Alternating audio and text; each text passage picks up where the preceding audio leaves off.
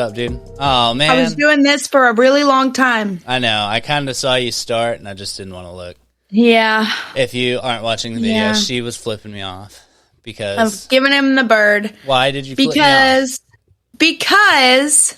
Why and this is going to sound really shitty of me now that like I'm about to say it out loud because he won't drink with me. Yeah. But here's the thing.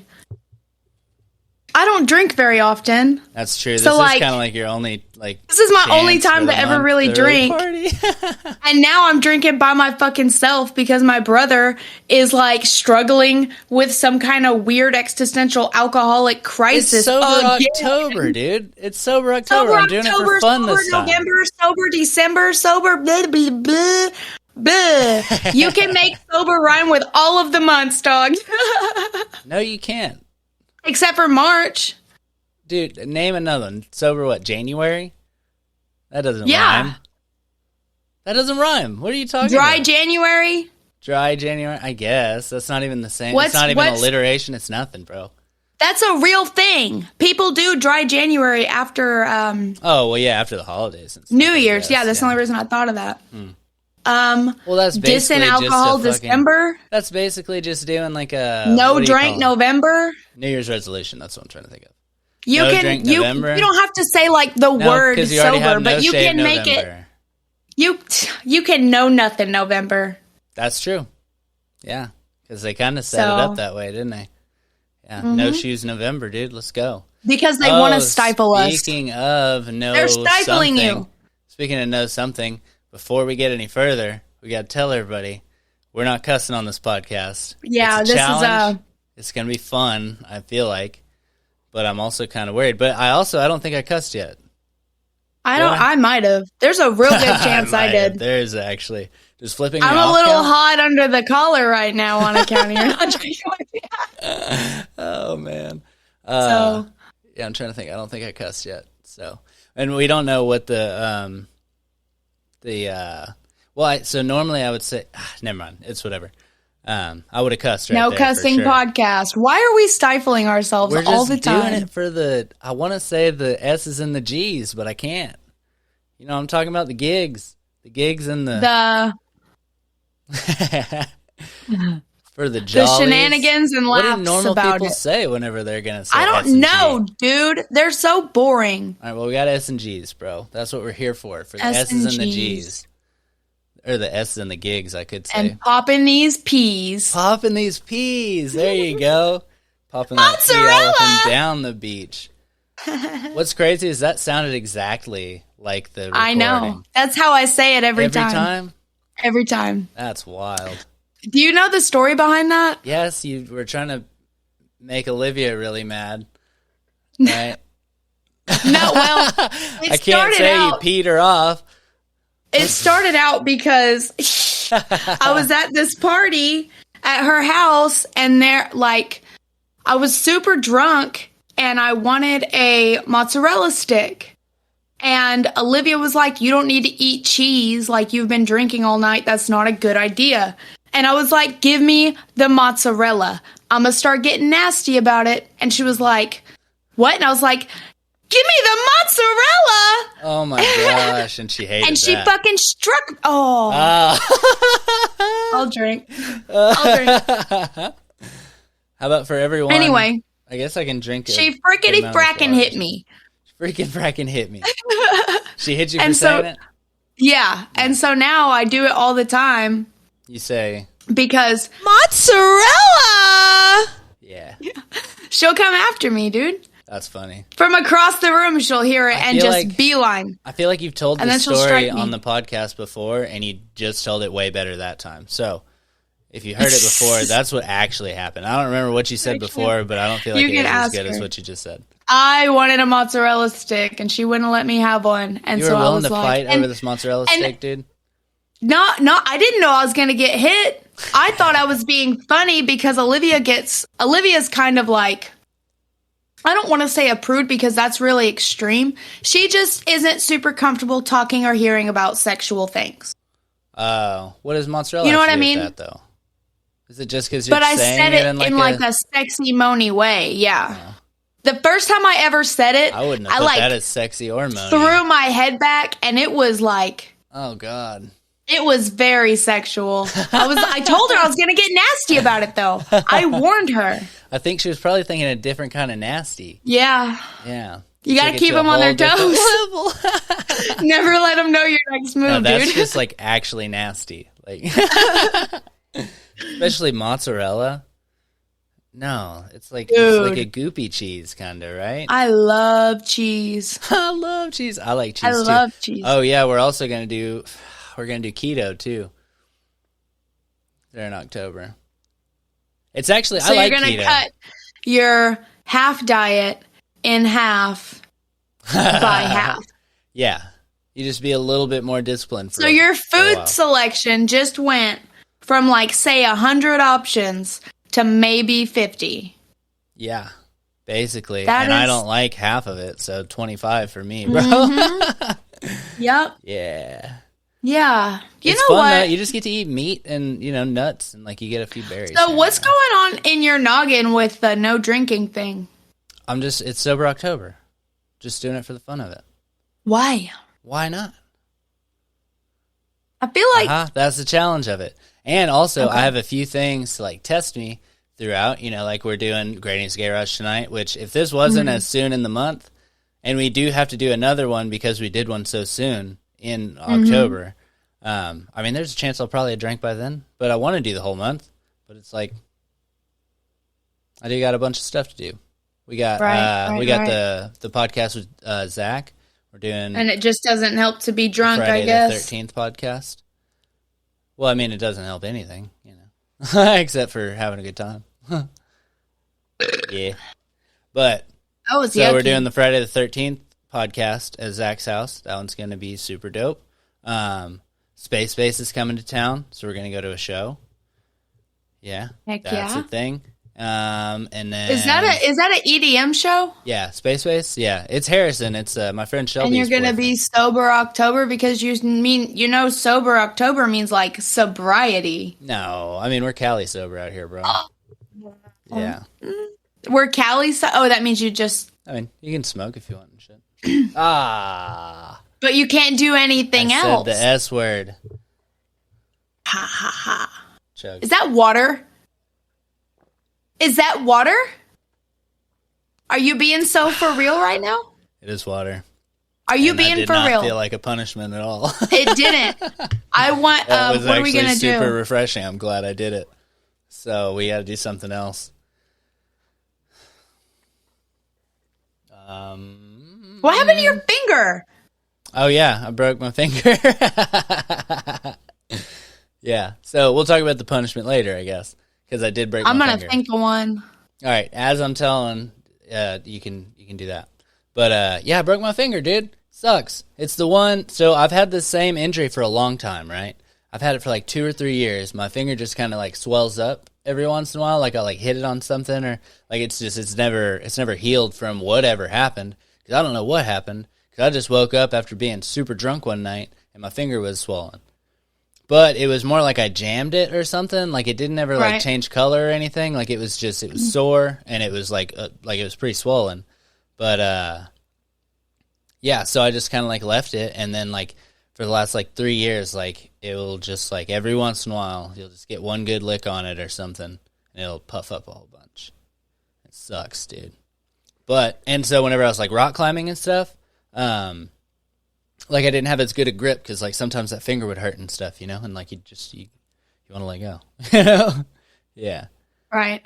Yeah. But then here, like last week, it did that. So it's been like that for like 2 months. I don't know what happened originally. I think if I'm trying to remember, so none of this is like a cool injury. Like it's all just dumb, like stuff that I've done. Right. Especially, the night that it happened, I probably...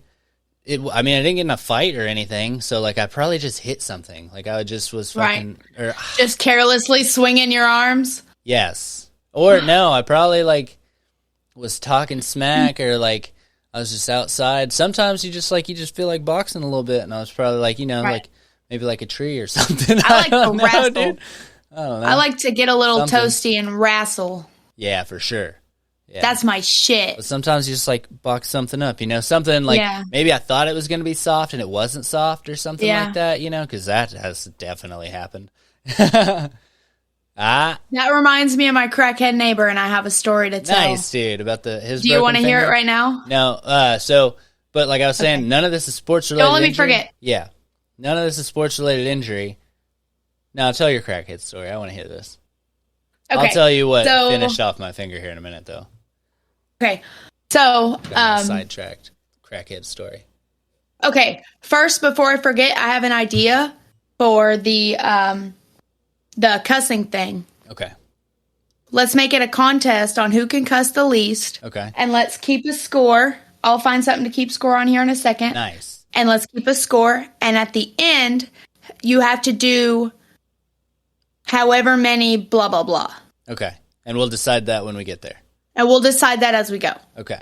Like, we'll be thinking about that. But yeah, let's keep score. And the winner gets off scot-free. And the loser has to do like 10 squats or what the fuck ever. There you go. You just tied me up. That's 2. Yeah, okay. So we're 2-2 to start. So basically we're at 0. Right now, let's just call it we're at 0. Call it 0? Because we're even. Let me run. Let me run and get I have something right here. Okay, perfect. I have pen and paper right here. Because I'm in my office like an adult, okay? I think we're going to do a podcast in the living room tomorrow. A big one. That's what's up. Me, Kristen, Tatum, and James. I want to do it in the living room because we just got a coffee table, and I feel like that's going to open up like me being able to like put everything on the coffee table kind of deal. But continue with your crackhead story because I do want to hear this. So have I told you about Travis before? The guy who stole my baby's wagon? No. Okay. And yes, I did because I'm fairly certain that I sent you his mugshot. Had he stolen the wagon before? Yeah, he stole my wagon a while back. Oh, well, I didn't know about that. Like a while back. Okay, well, anyway, I know that I sent you his mugshot because I found it. The way that I found it to show other people is going back to our message thread. Okay, it was probably on Granny's Gayrage. I feel like. Yes, we talked about this before. Yeah. Definitely on Granny's Gayrage. Of course. So this is if you're an OG listener. If you're an OG listener, you know who Travis is. Yep, and Rachel lives in the hood. What's up? Yeah, Travis is this. He's a tweaker for sure, but he also has like a lot of like mental issues going on. He was a like crack baby or whatever, and so he's had a rough life like his whole life. He's got a lot of like mental stuff going on. So usually we don't go after Travis like in a mean way, because he stole my baby's wagon, but like. We weren't using the wagon. It was on the porch for a long time. Did you tell the wagon story on here? Because I swear I haven't heard about the wagon. Oh, so it's not even a long story. Basically, I'm not here a lot. I'm out of town a lot. Like, I go to Mina every week. I go see Brennan every other week. Yeah. So there's sometimes a span of 2 to 3 days where I'm not home. Uh-huh. And so he came up on my porch one of the times I wasn't home and took Atreus's wagon. It's like a big Ozark Trail wagon. Yeah, I know. The canvas ones or whatever? Like the cloth ones? Yes. Yeah, okay. Yeah, it was like $80. And so my other neighbor saw him and was like yelling at him, this, that, and the other. She saw him with it and she noticed that mine was gone. She didn't see him actually take it. Okay. So she couldn't prove that he took it. Mm-hmm. So she put up a camera. Yeah, definitely. He definitely stole the wagon. Like, there's no question. The wagon's gone. There's nothing that can. I noticed too late, first of all. Like, they didn't tell me about it until weeks later. Yeah, okay. Because I went to use the wagon and it was gone and I couldn't find it anywhere. And so it was too late to really do anything at all about it. Well, but you can go get the wagon back. No, it's gone. He's a tweaker. Anything that is worth like $3 is just. I bet he probably got $40 out of that. Maybe. Yeah, or he sold it for like $10 to somebody. So here, you want this wagon? It was gone. It doesn't matter. It was gone. Real quick. So there were, and I'm not gonna like start a whole beef with all of my neighbors over an $80 wagon. We would talk trash to Travis. Any single time we saw him, we had something snarky to say to him. Like, we just talk trash to him all the time. Because of the wagon? And so, Because the wagon. Yeah, like he would just come home. He has a different bicycle every day. He comes home with like bags of random things and goes through it on the porch.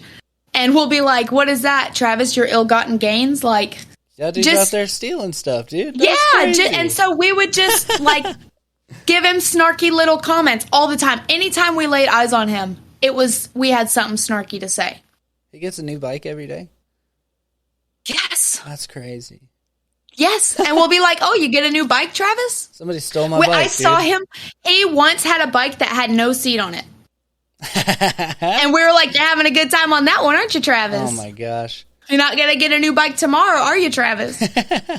Like, we just, and it was all, like, pretty lighthearted because he's, like, that's just what happens whenever you live around tweakers. You kind of just, it was my fault. I shouldn't have left it out. Like, he's a tweaker. He's a thief. Man. It's just not worth it. Yeah. Because there's no getting through to him. I can't keep him from coming here. Yeah, I can't keep him from coming here. There's literally not like, his dad lives over there. No. There's nothing I can do. You can keep him away from your house, though. Yeah, absolutely. And so we did talk a bunch of trash to him over the wagon and told him that if we saw him on the porch, we were going to block him. And I put a camera up outside and stuff. So, like, he hasn't been back on the porch since. Nice, okay.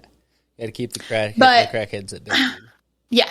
So that's just a little bit of backstory of Travis. So, like, he's very used to every time we see him, we talk a little bit of trash. Like, we'll just say something snarky in passing, you know, like, and we actually started to gain a little bit of respect for him because he always just took it in stride. Sometimes he would say something funny back.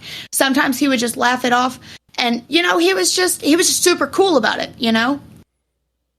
And so we kind of just, like, learned to love him from afar a little bit. Like, you're cool, but you need to stay the fuck over there. Three. But you need to stay over there. Nice. Because you're not to be trusted, basically. And so I was coming home from Shelby's one day, and he's just outside, like, tweaking on the porch. Like, he is on one. And I walk up, like, Shelby lives, I can see her apartment from my front porch. Uh-huh. So she lives right there. So I'm walking back, and I come into my little courtyard, and, like, I'm here, and he's right here. Like, directly to my right, just flexing his muscles. Just flexing on the porch. Just. And he's listening to that new Doja Cat song real loud. The one that's like, I said what I said. I'd rather be famous instead. Like, that's the song that he was listening to. And he was just blaring it. Is Doja Cat a lady? Yeah. Or is that a dude? I don't want to assume their gender. Yeah, true. I think they go by they, them, I believe. Doja Cat does? Yeah, okay. I believe. But I'm not sure. Don't quote me on that. All right. I would rather assume it that way, though. Can we say the music is feminine or no? Yeah. Okay. There you go. Yeah, I do. I like Doja Cat's music, but she's kind of a twit. So he's out there flexing to Doja Cat? Just flexing. Okay. Just. And making he's weird skinny faces, as a rail. I'm assuming? Yes, dude. And so I walk up and I'm like, what are you doing, Travis? Just flexing on the porch? How's his jaw going, dude? Just eating them air biscuits. There you go, air biscuits. You know? Just getting full. He's having a 4-course meal over there. You know? And so I said, what are you doing, Travis? You just flexing on the porch? And he goes, I didn't hear what you said, but I'm sure it was something snarky. And I just turned around and smiled at him, and I was like, yeah, it was. And I just went to walk up my stairs. Uh-huh. Well, he starts talking trash to me. Oh, like, wow. Yeah. And I just, like, kind of looked at him. Right now, dude. He's ready to fight anybody. Excuse you. Mm-hmm. And I just saw, like, kind of crazy in his eyes. Yeah. And so I just went in because I'm not about that. Like, yeah. I don't want to have to hurt you. Please don't make me hurt you. Like, I don't want to do that. That's the thing. Is like, you couldn't hurt him, so you're going to have to beat the brakes off. Oh, my taser will hurt him. There you go. Okay, yeah. My 9 will hurt him. That'll work. Like, please don't make me hurt you, because if I feel like it's me or you, it's going to be me. Yeah. You know, like, don't make me do that. You know he would have pawned his gun and his And he's not a fighter. Also, like, I would just be beating the crap out of him. Well, he's in flex mode, bro. Let's go. I don't know, man. He's a real puss. Okay, so what happened? And boots. And boots. So I just came in, and Mom and Bella were in here, and they were like, yeah, he's been out there, like, practicing his karate and, like slap boxing the poles and stuff for, like, an hour. Because I was at Shelby's for a long time. And, dude's having the time of his life, though, probably. Yeah, Bella has videos. Really? Oh, dude. Yeah, I'll have her send them to you later. But if you can get them to me, I'll try and splice those in here if I can. Oh my God, that would be so good. So cool. It would be so, because at one point, okay, wait. So we come in, and then Mom is like, well, do you want to go smoke a cigarette? And I was like, yeah, sure, whatever. So we go outside and we smoke a cigarette, and we're just kind of like standing against the rail with our back stand because we're not trying to do that. Mm-hmm. We just want to go smoke a cigarette. I just got back. Mom hasn't had a cigarette in hours. He's across the courtyard? Yes. Okay. Like directly across, like directly in front of us. Sweet. And so he just starts talking trash, and not necessarily to us. He addressed the entire neighborhood. Everybody is if all is y'all is what he was saying, yeah, pretty much. And he was like, y'all don't want to mess with me, da da da da da. And then his dad came out and ran him off. So that was the end of that. Okay. And then his dad a normal guy? Yes, his dad is a sweet baby. He's the maintenance man for our building. Okay.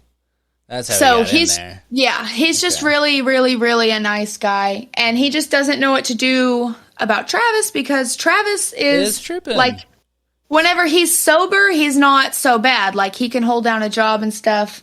Mm-hmm. He was actually trying to get him, like, locked up, which was super sad. He just likes to do crack, bro. Meth. He's a little meth head, man. Aw. Mm-hmm. Method man. Method man? Meth head man. Method man, man. Method man on meth. That's what we're going to start calling him. He's a method man. Yeah, there you go. But, method man himself. Next time you see him, you got to be like, hey, it's the method man himself. God. What's up, buddy? Yeah, for real. I will, too. Don't even get it. I'll record it. And I'll send it to you. Nice. But, so the very next day, me and Bella are here and Mom's at school. And I'm laying down with Atreus, and I just got Atreus to go to sleep. And so I'm like, I'm going to go outside and smoke a cigarette, because that's the only time I ever really go outside is to smoke a cigarette and take the dogs out. Like, that's really it. Mm-hmm. I don't be talking to my neighbors. I don't associate that's the really. Thing about having a dog or smoking, too, is like you're out there, so you feel obligated to talk to them. Uh-huh. That's the only reason I've met anybody here. Yeah, I'm friends with, Miss Cindy downstairs. She's an older lady, and Sharon, she's a crackhead, and she's super crazy, but I'll talk to her sometimes, Yeah. Because she's really nice. She gave me some lidocaine for my piercings and stuff, which was cool. But, anywho, so I go outside, and, I'm just sitting there smoking a cigarette, playing on my phone, I see him out there, but after the day before, I'm not trying to provoke him, because... Yeah. You don't know where he's at, dude. You don't know because he's on a roller coaster, so you don't know if he's on a low or a high right now. Yeah, and so I was just. And Cindy had asked me not to say anything. She was like, "If you see Travis out here, just don't say anything to him. Just leave him alone.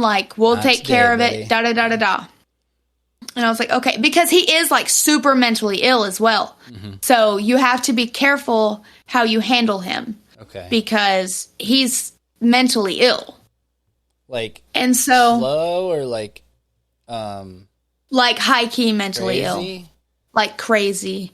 Wow. I'm pretty sure, and also it's exacerbated by the drugs that he does. Definitely. So I've seen him outside talking to the poles and having conversations and he's crazy now. Oh man.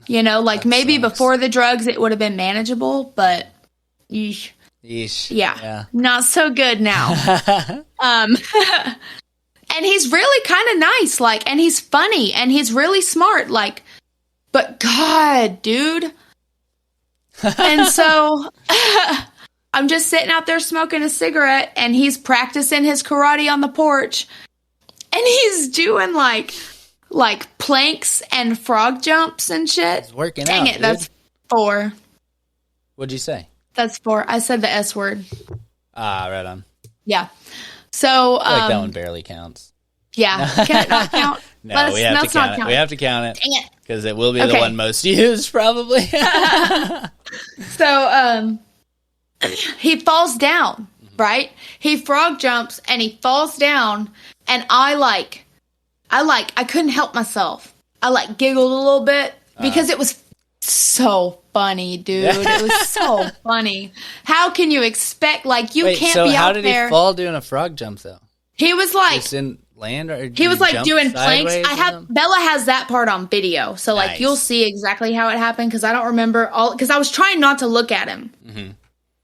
So yeah, he had fallen down, and I giggled, and then his dad came out because his music was too loud, and then he went off on everybody again, and he directed it. Him? Yeah. So you got mad, yeah. Yeah, so he was directing it at me, though, because I was giggling because he was trying to explain to his dad what he was doing. Uh-huh. And he was like, when you're a martial artist, you have to be agile, da-da-da-da-da. It was so... Dude, when I tell you it was so funny, I could not even breathe. I was holding my breath.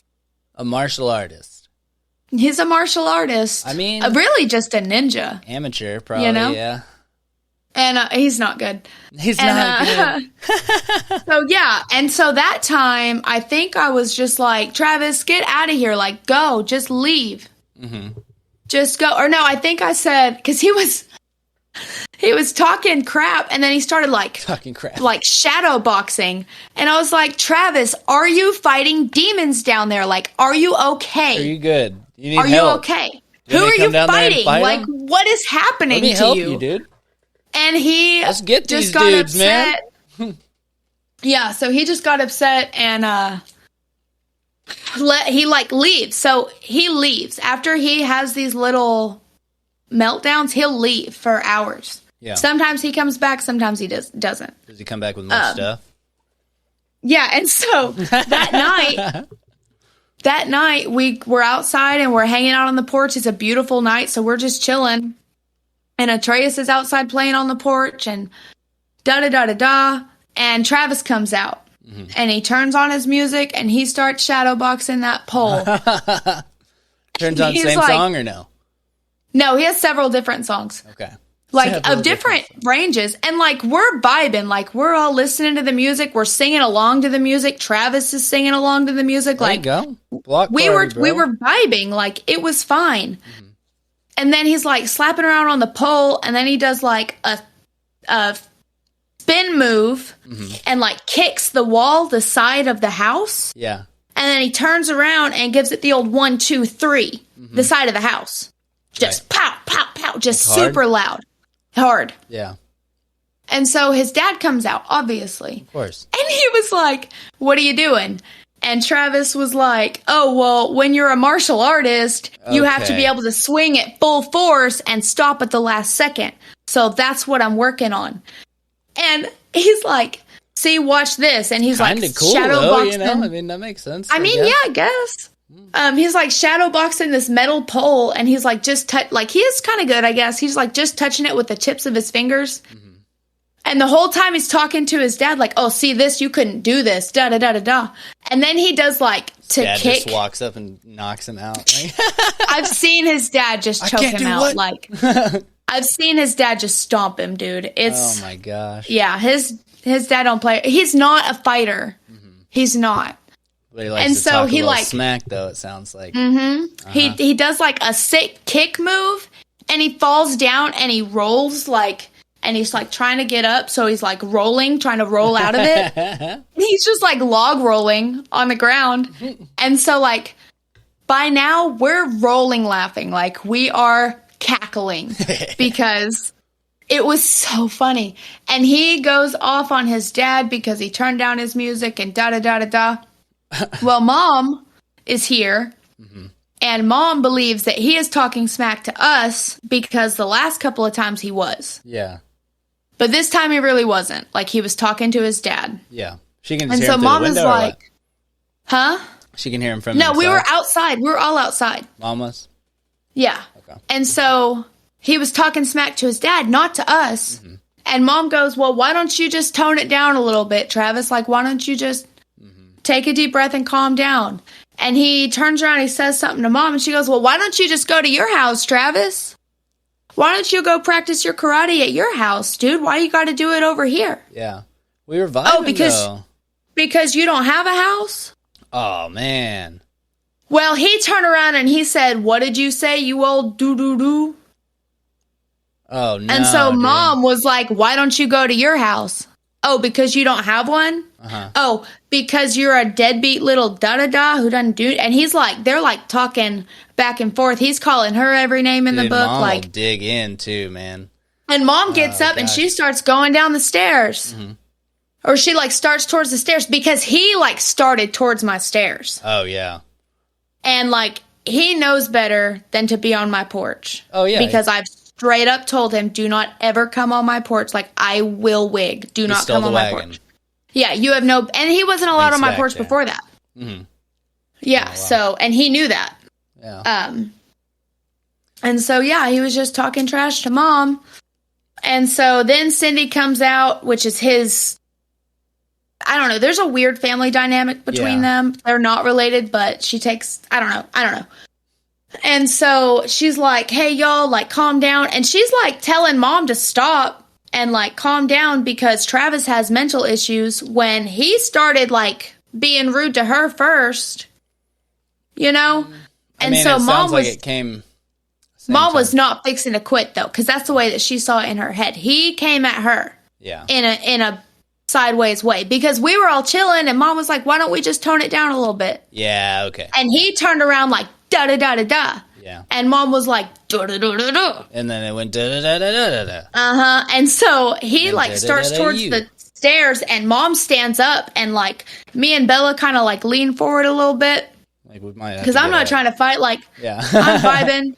We're chilling. Like, I know that we're not going to fight Travis. Like, we're not gonna. Yeah. Because that's going to be super sad.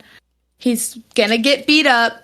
And then we're going to have to look at him. You know, I don't want to do that. We're going to have to look at him. Oh, my gosh. I don't want to have to do that. I just don't. Because look at the crackhead you beat up. He's pitiful. He's pathetic. Oh, man. That's my point. Like, I don't want to have to look at the puppy we kicked. Got mental issues, man. Yeah. Yeah, like, he's just messed up. And so, yeah, he likes to do karate out on the porch. So now every time we see him, we talk a little bit of smack to him again. Yeah. Because I think he has a thing for me a little bit. Mm-hmm. Because he says stuff like, oh, you look really pretty today. Or one time I said something snarky and he said, if you weren't so pretty, I'd have something to say. Oh. And I just looked at him and I was like, that would be very unfortunate for you to do. Gosh.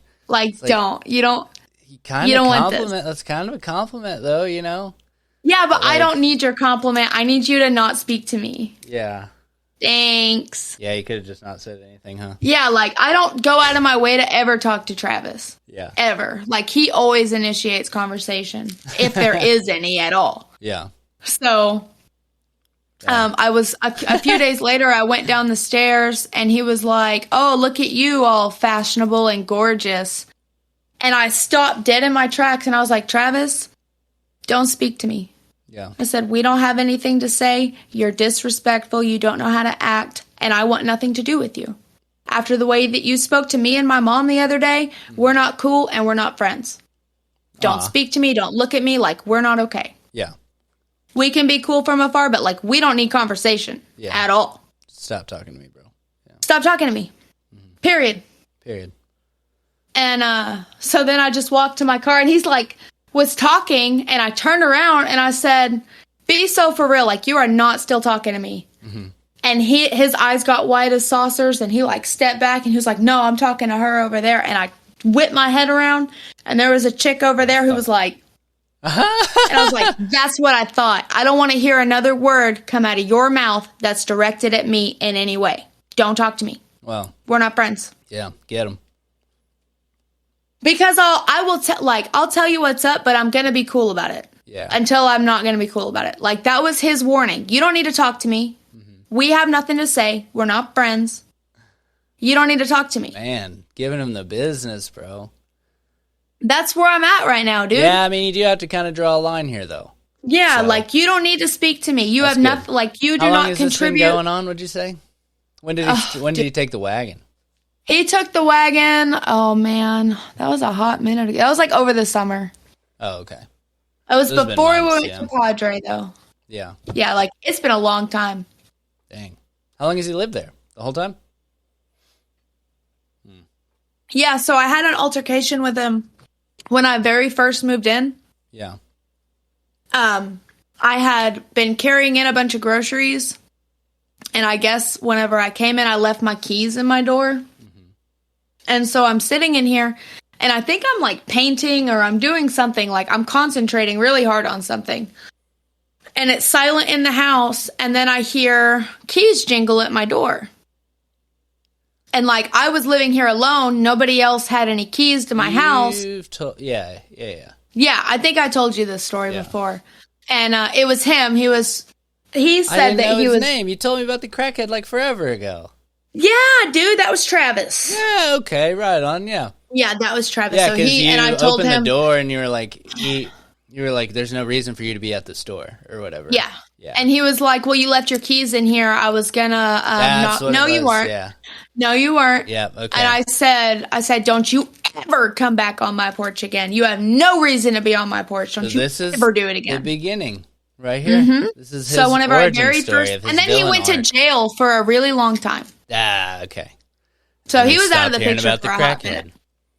What's his name again? Well, it's all good. He's the crackhead.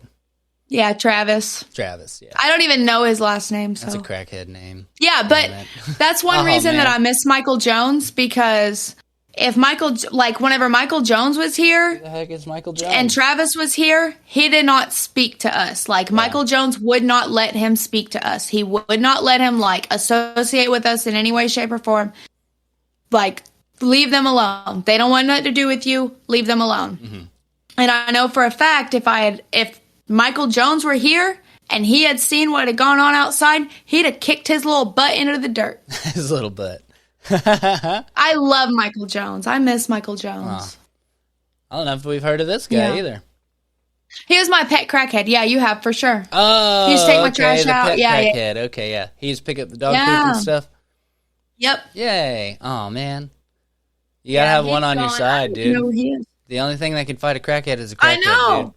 Nobody messed with us whenever Michael Jones was around. They're the only people that make sense to each other. You know what I mean? Yep. Yeah. Yep. Yeah, because they're both on the waves, dude. I miss Michael Jones because if he was tweaking, he just didn't come over. That's good. That's good. You know? You can just keep that he knew, at your house, man. Like, I made it very clear from the beginning, like, I don't do that. I don't like people coming over who do that. Like, I don't hang out with people like that around me. Ever. Yeah. So... And he never even came in the house. He never asked to come in the house. Like, he was very respectful of my boundaries and stuff. So I miss Michael Jones, dude. I'm trying to think of how many people have tried to do meth around me. I think only one. Like, since I've been, like, grown up, you know? Right. Just one guy. And it was his place, so I was like, I don't feel like I should say anything. You're good. No. Yeah. I'll make it a big deal. I did leave, though. Yeah, I do make it abundantly clear. I'm not going to tell you what to do, but I'm not cool with this. I'm out.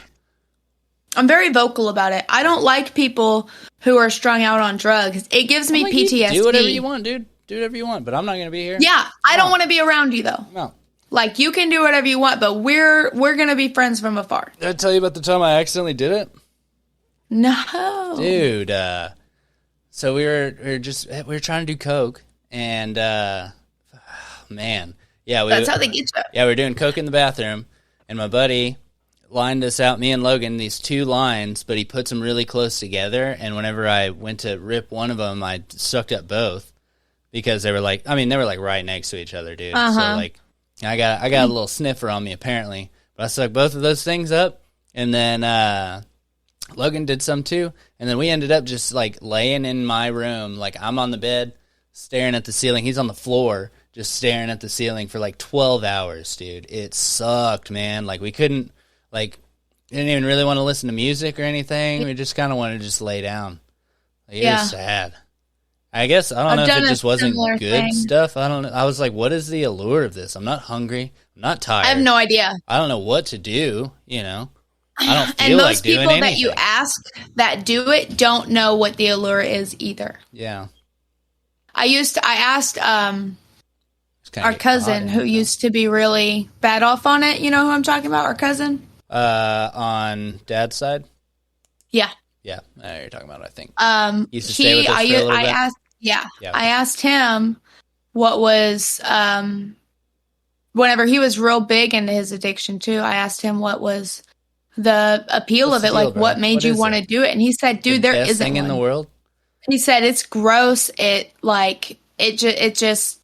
not like I feel good for about 2 or 3 hours, and then I feel like absolute crap, and I need to do it again. Like I need to do it again. Dang, dude. Or else I won't feel good anymore. So if you just do it every 2 hours or so, you're good. Ever so often. As soon as you start to come down, if you keep doing it, you'll be fine. But, I mean, that's expensive. Yeah. Most people can't afford that because it's not. They go through the like withdrawal part of it just to get back. They begin into the withdrawals, dude. Yeah. Chasing the dragon, bro. I never did get it either, but I'm always super duper vocal about the fact that I don't allow that around me or mine. I was super mad about like us having done it. That sucked, man. Mm-hmm. That was awful, dude. I did a similar thing with Adderall whenever I was in high school. Yeah? There was a buddy of mine, of ours actually. It's a mutual friend. Yes. Yeah, so he had big ones. He had 60 milligram or 30 milligram. Dude, he told me, if it's who I'm thinking of, he told me his script. It was wild. Yeah. Dude. They had him take like 3 a day. They had him geeked. Yeah, they had him geeked out, dude. Yeah, but he was so chill because he did have super crazy ADHD, though. But so he's like a super chill dude when he's on it. But he needed that medication. Yeah. I remember him as a kid, dude. He was wild, bro. Dude, yeah. Before they put him on that stuff, man. I remember wrestling that dude one time, and he wrapped his legs around my neck while I had him in a chokehold. He's like double jointed almost everywhere. Yeah, he flipped his legs up, grabbed around my throat, and locked his feet around so his shins were on my throat, and choked me out like that. Yeah, he's got like a weird body. It was the craziest thing. Like he folded himself in half and jerked me up over the top of him with his legs. It was weird, dude. He's super weird and bendy. Weird and bendy, but yeah. Yeah, so we were drinking, and you know, whenever you drink and you take Adderall, like you want to drink first, or else you won't get drunk. There's no getting drunk on Adderall. Like that's just not a thing. So you want to drink first, and then I've been out of water for a while. I keep trying to drink out of this. Whenever you take the Adderall, you take the Adderall at the point that you want to stay at. Yeah, for sure, because it cancels everything else out. Yeah. So whenever you're done drinking, like whenever you're at your vibe, you take that Adderall, and it'll actually extend that vibe for longer. Oh, dude, yeah, you'll be going. So yeah. So I did. That's how we used to do it. Right after the pregame, you're good, dude. Yeah. Yeah. So, I ended up getting pretty drunk pretty fast because I was taking shots instead of like just drinking beer like a regular high schooler. Mm-hmm. And so I took like 3 or 4 shots, and then he gave me mine, and I took it. Dude, you used to take shots, bro. I just kept taking shots. Like, I just kept drinking, like, quick. And it was all so fast. So all of that processed at once. Mm-hmm. Right? So I'm trashed. It hits you right whenever that Adderall goes to wear off. Yeah. I'm flips trashed. The switch on you. And he's trashed, too. Like, he's drunk. Uh-huh. And he comes up to me and he goes, hey, I had this in my pocket. Like, did I give you yours? Mm-hmm. And I was like, I don't remember. And he was like, oh, well, what do you want to do? And I took it. Oh, man. I took it. You know how many times I've taken Adderall late? Because I was drunk. Just because I was, like, drunk and was like, yeah. Let's go, dude. Yeah, just keep it going. Let's do it. Let's get down. Let's party. And I'm not even kidding. Like, not how you're supposed to use it, and we're not condoning any of this. But no, it's not. I was a dumb high schooler. Like, this was my senior year of high school. Vyvanse at 6 in the morning and with a shot of vodka? No, I've never done that in life. I've done it. I've never drank at 6 in the morning unless it was like the end of a night. It was the end of a night. Oh, okay. That's the thing. Yeah. And then we went to bed like 2 hours later. Had the worst sleep of our lives. Dude, I can sleep. I sleep on Adderall and Vyvanse, but I have ADHD. I'm prescribed, so. Yeah, no, I sleep on it all the time, but that was too much. On it. Yeah, because he had like I don't remember either. It's probably 40 Yeah, and mils. if I'm real tired, it doesn't even matter how, like, if I took it 30 minutes before, like, I'll Dude, pass out. I take a nap like, every time I take one, just about. Yeah. Uh-huh. I actually was writing a stand-up bit about it because I was like, I just want to do crack with my friends, but I have ADHD, so it doesn't work that way, you know? Yep. Sucks. Sometimes I just want to party with my friends, but then I get all serious. Sometimes I just want to party. Oh, hey, before I forget, and I want to get everything done. This is what I'm drinking. Oh yeah, the Carney Man, dude. The Carney Man in a can, dog. That's a sweet drink, bro. Carney Man in a can. I was gonna grab a couple of their little. Are they 4-packs or 6-packs or what are they? 4. 4. Okay. Yeah, because I was gonna grab some of those, but I got a couple of growlers on the way out instead. That's what's up. Yeah. I got a case. Nice. Oh, I also took a 6-pack of that the blackberry one, blackberry shandy. Oh, the Dead to Me? That one's so good. Dude, those cans are sick, dude. That whole branding on that is just fantastic, dude. This one's good too. Yeah, that Carney Man. What is that one again? It is let's see, cotton candy flavored hard lemonade. Whoa, dude. And it's strong, isn't it? Delicious. Yeah, it's like 6.3%. Nice. ABV. I imagine whenever he first made it was probably like 15, dude. This way through this one, this is my second one, and I feel good. Yeah, there you go. Yeah, I had one whenever we were in Mina, and it was my first beer of the day. Like, it was at lunch, and I was like, that hit me a little harder than I thought it was going to. It'll get you, man. Yeah. And it's real sweet. It'll get you. It was really good. They're really not sweet, super but they're sweet. Not thick, though. For what they are, yeah. Like, they're not like... They're like light on the stomach for something as delicious as they are. Yeah. You know, like I don't really feel like. Oh yeah, and I hadn't eaten that day, so we were eating lunch, and we literally got queso and the cheese board. So I was like, oh my god, dude, the cheese board, is so good, so good, yeah. It has no business being that good. Well, it depends on the cheese you get, because don't they rotate it or something like that? I don't know. I don't know. We went 2 weeks in a row, so. Yeah, because we asked him what was on it, and he was like, basically, like, we just pick a bunch of cheeses and put them on there, but we don't really know that much about cheese, so it's like, I can't really tell you, you know what I mean? But you're getting a cool cheese board with a bunch of cool cheeses, but we're not cheese people, you know what I mean? And there's people that know their cheese, man. They give you, like, fruit and stuff. I heard on a podcast that, what's his name? Robert De Niro has a cheese guy. I want to say. Like, he has a guy he can call if he needs really good cheese. Dude, when I'm rich, that's like the first kind of guy I'm hiring. Get a cheese guy. There you go. Mozzarella! Dude, yeah, that's what they were talking about. He's like, he gets that good, like, mozzarella, dude. Like, the little, like, they'll just bring him, like, a ball of it. Dude, good mozzarella is a whole different ball game. That's crazy. Them little string cheese little boys are just not that good. What's the one with the cow? The little wheel of cheese that you get? Baby Bell cheese? Those are a different type of cheese. I don't remember what's weird about them. I don't think so. Well, I mean, it's not real cheese at all, probably. Yeah, I don't know, but it's delicious. They are good. I love cheese. I got a bunch of cool cheese in my freezer. You want to see what kind of cheese I got in my freezer? Yeah, absolutely. Go grab that. Gonna do hey, wait, I gotta pee. Okay. I gotta pee. All right, so we'll pause it. Pause it. She'll go pee. I'll grab all the cheese. And also, you might want to go pee too. Yeah, I actually don't have to pee. I haven't been drinking. Okay, well, you drank a whole big cup of water. I have to pee so bad. Okay, go pee.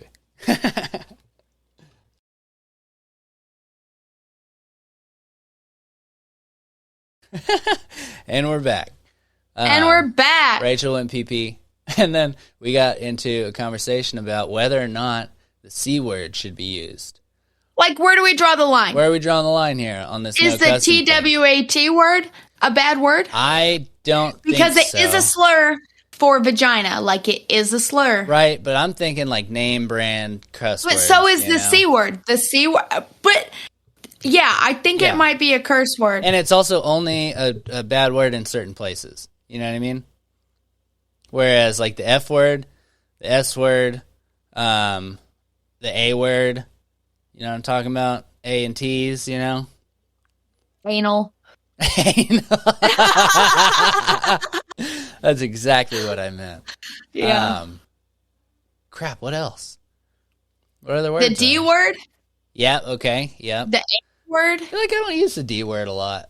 I don't think I do either. I'm usually the F-bomb kind of girl. Yeah, I'm an F-bomb kind of girl. Yeah, I F-bomb religiously. We get it from our granny. Dude, for real, though. That's real S right there, dude. Yeah. Okay, so I'm going to allow the C word only because we almost never use it, and it's more of a word that's used to prove a point than it is a curse word. That's that's because you only use it in the most severe cases. Yes, and, well, how about if we're calling? Well, I don't know, because you're calling somebody that in a very derogatory way. Speaking of C words, I am going through a best friend breakup right now. Well, hold on, let's talk about we'll do the cheese later. No, let's do the cheese well, first. I don't want to leave the people hanging. We just said we're going to talk about the cheese. Then you can tell us about the cheese. Okay. Do the cheese. Let's get it out of the way. So we don't forget, and then your cheese is going to get hot. It's so dumb, because I was talking all this smack about how we got all these cool cheeses. Then we got 2 cheddars, a Gouda, and a Colby. Got these little yummy these little blocks of cheese here, man. I do like a good cheddar. But that's fancy cheese. This is the cheese from the farm. That's fancy unpasteurized cheese. It's got all your good bacterias in it, but it also has your bad ones if they're in there. You know what I mean? But they keep their cows clean, as far as I know. You have to get a high certification to be able to sell it in the first place. I have a Dwight Schrute lookout on germs, and that's that if you're not exposed to them, you can't build up a tolerance to them. Same, yeah, exactly. You need a bunch of bacteria in your gut so that you can survive. Yeah. You know? Learn your rules. You have to learn your rules. If you don't, you'll be eaten in your sleep. Is that really something that he does? Yeah. Oh my gosh. That's a lullaby. You're uncultured, and that's not my fault. Is it gonna be weird if I use this cheese to ice my finger? Not even a little. I used pretty cold. I used broccoli to ice my nipples the other day. What made you need to? I got my nipples pierced.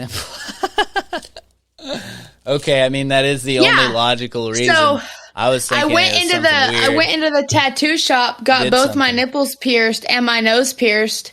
What? And everyone was so like, what made you do the nipples though? Wait, keep going. Sorry. Yeah, everybody was like, she's so tough. And I'm like, no, dude, I'm struggling mentally, dog. But okay, so did you do it to seem tough, or what's up? Did I do my nipples to seem tough? Yeah. That seems like a weird question. Because who am I trying to look tough for? Because the only people that are going to see it, right? That see my nipples, well, he literally calls me sweet baby Rachel. Okay. But I am a tough-ass bitch. I'm just sensitive. 2 of them in one sentence. It was worth it to prove the point. Nailed it. I did that intentionally. All right. Right on. I need to do squats anyway, dog. That's true. Yeah, we'll get you a nice little workout in after the pod, probably. But so, yeah, I'm going through a best friend breakup. Is this why you pierced your nipples? No, dude, my life has been in a downward spiral for a hot minute. And that's why you pierced your nipples? Well, I just had like a, Yeah, okay. So you can tell us about it after, but I need you to admit that you did it. I had a particularly bad week, yeah. And it wasn't even just because of the best friend. She hit the wall, guys. It's over. Yeah, I did, The nipples are pierced now. Y'all done messed up out here. The nipples are pierced. It's over with for y'all. Yeah. So I had the anniversary of a super traumatic event that we're not going to get into because I don't talk about it a whole lot. But I had the anniversary of you probably don't know about it because I probably haven't told you, honestly. What? Super That's personal. Up, dude. Okay, we'll talk about it. I will tell you now, but I just don't want to air it on the podcast. Okay, we'll talk about it after the podcast. Yeah, well, I will tell you though because it's been a year, and you might honestly know, you just don't know exactly what I'm talking about. Okay. So yeah, you might know. I don't know if I ever told you because it just happened a year ago, and you know me, like I just shut the fuck. Oh. I just shut down. Like, I told whenever you something needed to get happened. back into character, man. She was cursing. I know. She was cussing off the pod, and then I was like, dude. Because I thought I could get it out of my system, but I'm going to do better. I'm just going to pretend like I'm talking to Miss Tanya B or something. Well, you're not, though. You're talking to me. Yeah, but I am because I'm not allowed to curse, and that's the only person I ever watch my cursing around. For Granny's What should be very proper? Wait, is gay no. Gayrage? Yeah, it's a little gay in here, dog. It's a little gay in here. It's a little gay in here, and that's not a curse word because being gay is not a bad thing. I don't think this is the gayest we've been in the Gayrage, though. No. We've definitely been gayer. Yeah. But this not cussing thing is pretty freaking. Swear to God. Yeah. Yeah, I just had I had this week a couple weeks ago, like week before last.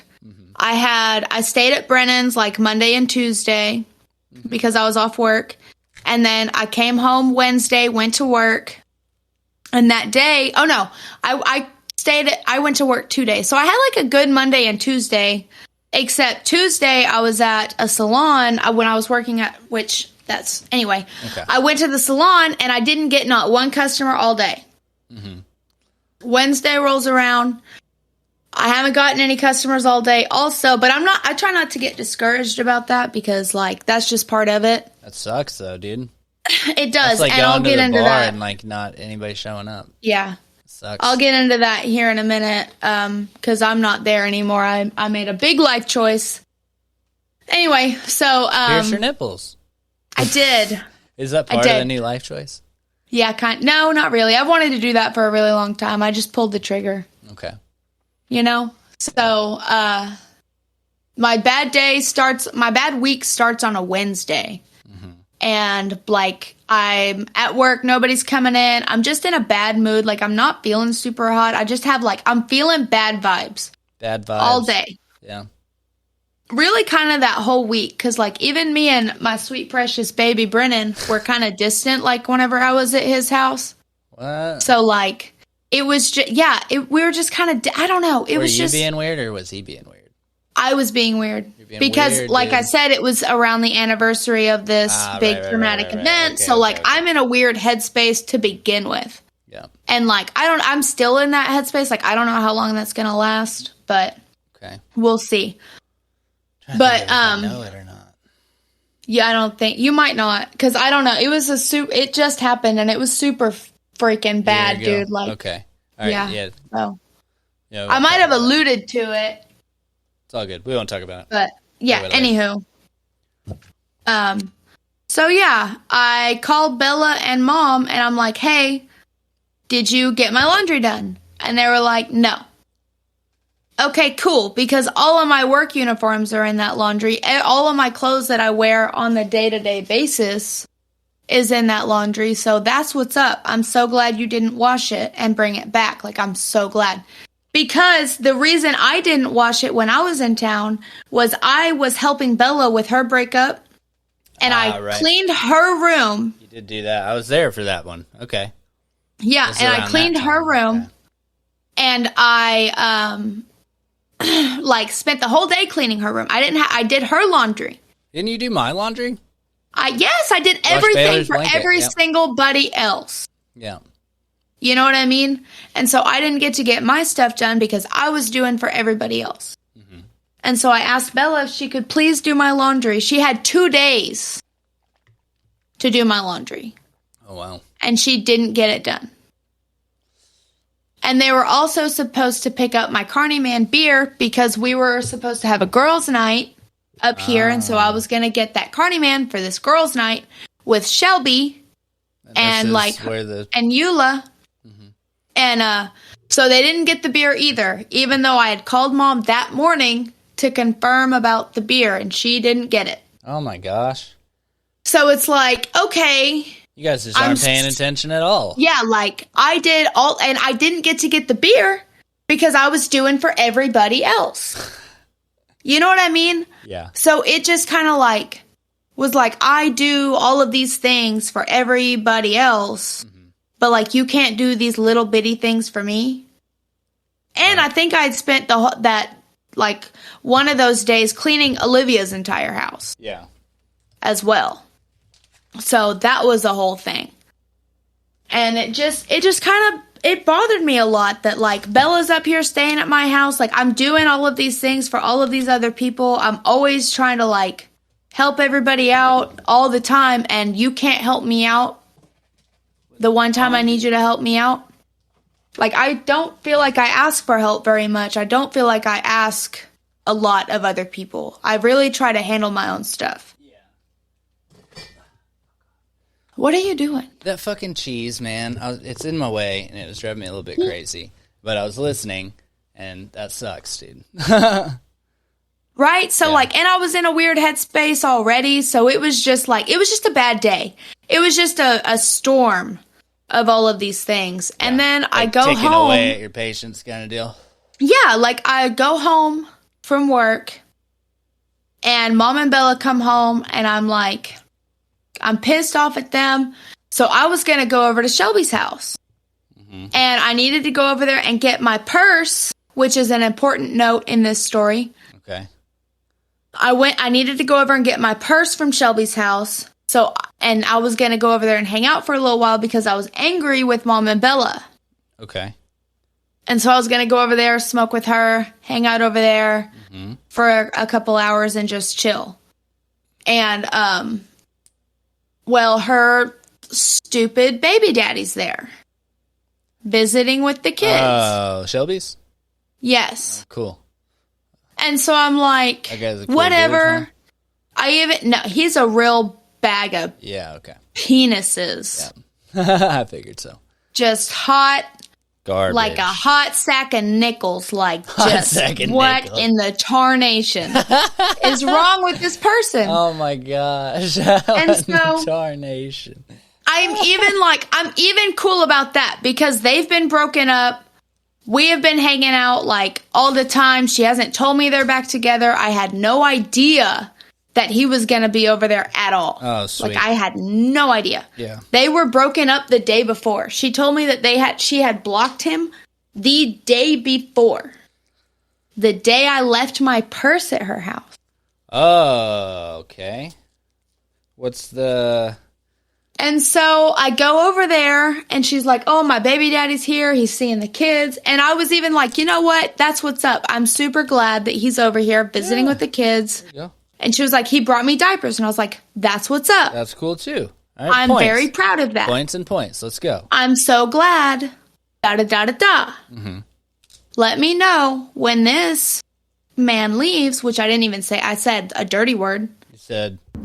because I don't like him. And I'm not good. Yeah. I forgot about the button. Fuck! Does that count? Yeah. I'll try and dub you in, bro. I got you. It's not us. Yeah. Yeah. If you need one, hit a pause. I'll get you, bro. Okay. And so, I mean, fuck. Yeah, for real. So I go over there, and he's there, and I'm like, cool, whatever. I'm proud of that. I'm glad he's doing right for his kids. Da da da da da. And I come home, and I forget about my purse. You didn't grab your purse and went over there to get it? No, I forgot because I was going to go over there and hang out. I was planning on going over there, hanging out. He was there. Get your purse. I was like, "Oh my god, I'm bewildered. Like, you guys were broken up yesterday. What is going on?" Yeah. Like, I get too involved in Shelby's life. I don't know how to act right now because I don't know if you're cool or not. You know, I didn't know what happened. What's the dynamic here? Are we mad at you? Incarnation. Can I be mad at you? I try not to be mad at her about her and Nakir because it's not my business. I understand what it's like. Yeah. To be in an abusive relationship, and I understand how hard it is to leave. Like, I know. Okay. So, like, I just like to be there for her whenever she needs somebody. Mm-hmm. To be there for her. Like, I'm not gonna judge you for going back and trying to, like, fix your family. Yeah. You know? Like, I'm not gonna judge you for that because I would like to be able to do that. Yeah. But I can't do that, so I like to see other people be able to do that. Mm-hmm. And if he's willing to do the things that it takes, then right on. That's what's up. Yeah. You know? Not my pig, not my farm. Yeah, you do you. If it works, it works, but, you know, you gotta keep Yeah. So I come home and I realize that I forgot my purse. Again. So I go back over there and I knock on her door, da-da-da-da-da, knock, knock, knock. She doesn't answer. I hear her baby in there saying, Mommy, someone's knocking on the door. And so I'm like, oh. Little boy snitched her out, dude. Maybe she's... Well, Xavier saw me through the window. Mm-hmm. I saw Xavier through the window. So I knew that, like, she was there. And I just left from her house. Like, I knew that she was there. She packed up and got But I was like, there. oh, maybe she got in the shower. Like, I'll just come back after a while, you know? Mm-hmm. And so I see her out. I go back home, and I'm sitting on the porch, and I see her outside, and I'm like, yo, I left my purse here. Yeah. Let me get my purse. And she was like, okay. She goes in, and she gets it, and she goes, make sure everything's in it when she hands me my purse.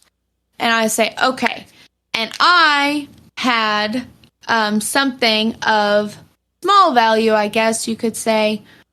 I don't want to name what it is. It's not super, like, legal to own. Well, right. I guess because I'm prescribed it. It was an Adderall. I had an Adderall. Yeah. In my purse. I don't know. I'm weird about drugs. Yeah. But I had an Adderall in my purse. And it was a good one. I'll say. It was a good one. I had procured it. Uh-huh. It was a good one. And it was not in my purse. Mm. And I know that it was in my purse when I left it at Shelby's because her baby's there. And I was very conscious about where it was at. And I kept, like, reaching in my purse to make sure that it was still in there. Mm-hmm. Because sometimes stuff will fall out of my purse. Yeah. But it was in a little bag, and I zipped up the pocket. I very distinctly remember zipping up the pocket and setting my purse on the couch next to me. Yeah. After making sure that it was still in there. Like, I very distinctly remember that because it was very intentional. Yeah. And so I know that it was in there when I left my purse at her house. Mm-hmm. And now it's not in there. And now it's not in there. Yeah. And if there's anything I know about Shelby, is she's not a thief. Right. Like, per se. Mm-hmm. She won't steal things of value. Yeah. Like, she'll lift a mascara, or she'll lift, like, a pair of sunglasses, like a lip gloss, or some dumb, like, something dumb. You leave some sunglasses over there, she might not say something, you know what I mean? But she would never, ever, ever in her whole life steal something like that out of my purse. Into your purse. Ever. Yeah. Never. Yeah. She would never do that. Never in her life. Mm-hmm. So I knew exactly who did it. Yeah. And so I'm like, she says, check it, make sure everything's in there. And I reached my hand in there because I knew exactly what I was checking for. What you were looking for, yeah. Yeah, and it wasn't in there. Mm-hmm. And I was like, it's not. Like, everything's not in my purse. Yeah. And she was like, well, she runs in the house. And she starts, like, tearing her couch apart. Was like trying to see if, like, maybe it had fallen out of my purse, but it was zipped. Hold on, you're lagging. So, like, she is trying to just. Yeah, my computer charger had come unconnected. Is it better? No, you're like a second behind. Here, try it again. Da da da da da da da. Is it? I can't tell if it's better. Say something. Okay, well, I'm just going to keep... Okay, keep telling your story. Sorry, you're chunking over here. So, she's in there looking, and I just walk up on her porch because her man is sitting right there on the couch. Yeah. And I'm just bearing a hole through the back of his head. Uh-huh. Like, he's not moving, he's just still. And Shelby is just tearing stuff apart, like... Oh my God, something's missing out of my best friend's purse. Like, oh my God. And if it were to fall out, you can't just have that laying around. There's a kid running around, you know? Yeah, exactly. Uh-huh. Exactly. And I told her what it was that I was missing. Like, I told her immediately. Because what if it did just fall out of my purse? Yeah. That kid takes it. What if there's a possibility that her baby got a hold of my purse and opened the thingy and dumped my purse? You know what I mean? And so... she's standing there looking, and I'm, like, standing at her door. She goes, you can come in. And I step inside, and I said, Nakir, where's my shit? Yeah. Where is it? What did he say? He didn't say nothing. He put his head down. What? Yeah. And Shelby looks me dead in the face and she goes, "You're a liar. He didn't take your da-da-da-da-da. Like, he didn't do that." Basically admitted that he took it. And I looked her dead in the face and I was like, "Did you take it?" And she goes, "No, I would never do that." And I said, "I know that you would never do that." Right. So facto, what's up, bro? Who took it? Yeah. Let's play a game. Who took it? Who in this room didn't take it? Or who in this room did take it? And so Shelby's like, "Well, you don't need to come in here accusing anybody of anything that they didn't do." Like, I don't even remember what exactly she said. Mm-hmm. I was just so angry because she was not immediately on my side. Well, I mean, she kind of has to play both sides on that, but I feel like she aggressively went in the other direction. Exactly. Like she wasn't even like, "Hey, a little bit like understanding. Like, what's up? Like, did you take it?" Because if he says no, then it's over, you know? Yeah. Yeah. If he can just say, "No, I didn't do it," you know? I just looked at her and I was like, "You know what, Shelby? I'm done. Mm-hmm. I'm done." And I go to walk out, and here comes Mom and Bella, because I was talking to Bella about it, and I was like, "I swear to God, I know exactly what's going to happen whenever I go to get my purse. Like, it's not going to be in there, and it's going to be a whole big row, and I'm never going to be able to talk to my best friend again because she's not going to be there for me. Like, she's going to take his side. Like, she's a pick-me ass. You know what I mean? Like, she's going to side with him no matter what happens." Like you said the A word in there, bro. I know you were trying not to. I tried really hard not to. Yeah, but it's okay. I know you did. You did. I mean, fuck! You know? So, yeah. Mom was right behind me, and she, like, started making him empty his pockets. Mm-hmm. And I will say that Shelby did make him empty his pockets. Yeah. But... Before all this or after? Like, after she said all that to you? After she said all that to me. Okay. After she said that. Mom came over and was like, "Empty your pockets." Mm-hmm. And he was like, "No, da-da-da." And Shelby comes out and she goes, "Yeah, empty your pockets. Mm-hmm. Like, empty your pockets. You can show them that you didn't take it." Yeah. But look me dead in the face and tell me he didn't pop it as soon as he found it. He did? He's a drug addict, dude. Oh, man. That was one of the reasons they weren't together. Did she kick him out, or what happened? No, he didn't like pop it right in front of us, but as soon as he found that in my purse, he probably took it. Oh, okay. I see. You know what I mean? Yeah. And realized what it was, he took it. Yeah. Why wouldn't he? I would have. I suppose. I mean, I probably would have planned it, been like, I got shit to do tomorrow. Dang it. No, dude, he's an addict. Yeah. He's an addict. And you said a dirty word. I know, I just maybe 2 of them. No. Did I? Did you not say the F word whenever you realized you said the S word? No, I did not. I think I said dang it. Okay. Did I say dang it? Maybe. What a nerd. It sounded like a place for you to say the F word. I know. It would have been a perfect time for a fuck! You know? That's probably what you heard. Yeah, so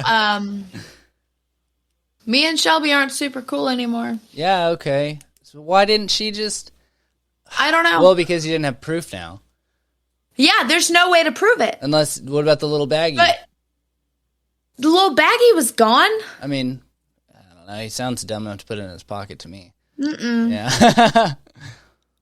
Yeah, threw that away. No, dude. Dang, dude. Yeah, find the baggie, find the, you know. I bet she did find the baggie. If the glove fits, you know. I bet because look, here's the thing. I know for a fact he took it. Mm-hmm. I could see it in his face. I see through you, dog. Yeah. Your demeanor, the way that you're acting, like, you took it. He's probably on Adderall. You took it. And you're cut. He's on meth, dog. Yeah. Oh, man. He's on methamphetamines.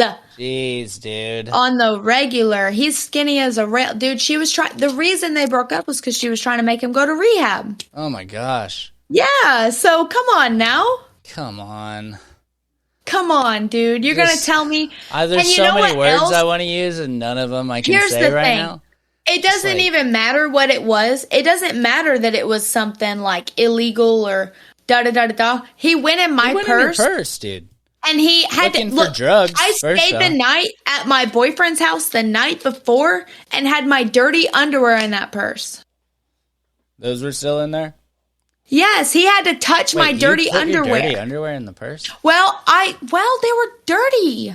But it's your purse. And I was going straight home after a shower. Like, I'm not putting my dirty underwear back on after a shower. I put those in my pocket. You don't have pockets, though. No, I don't have pockets. I just stuck them in my purse because I was going home. Okay. I didn't mean to leave my purse there. That wasn't the plan. I was going to take them out at some point. Your purse is dirty, huh? I don't just be leaving my purse around with, like, I don't just be carrying dirty underwear in my purse on a regular basis. Okay. Sounds like it to me, but, it's whatever. It's not the case. Bro. I had just come home. I didn't take a bag. I didn't want to put... Cool. Sometimes. Better that than a yeast infection. Don't mug her. You'll probably get underpants.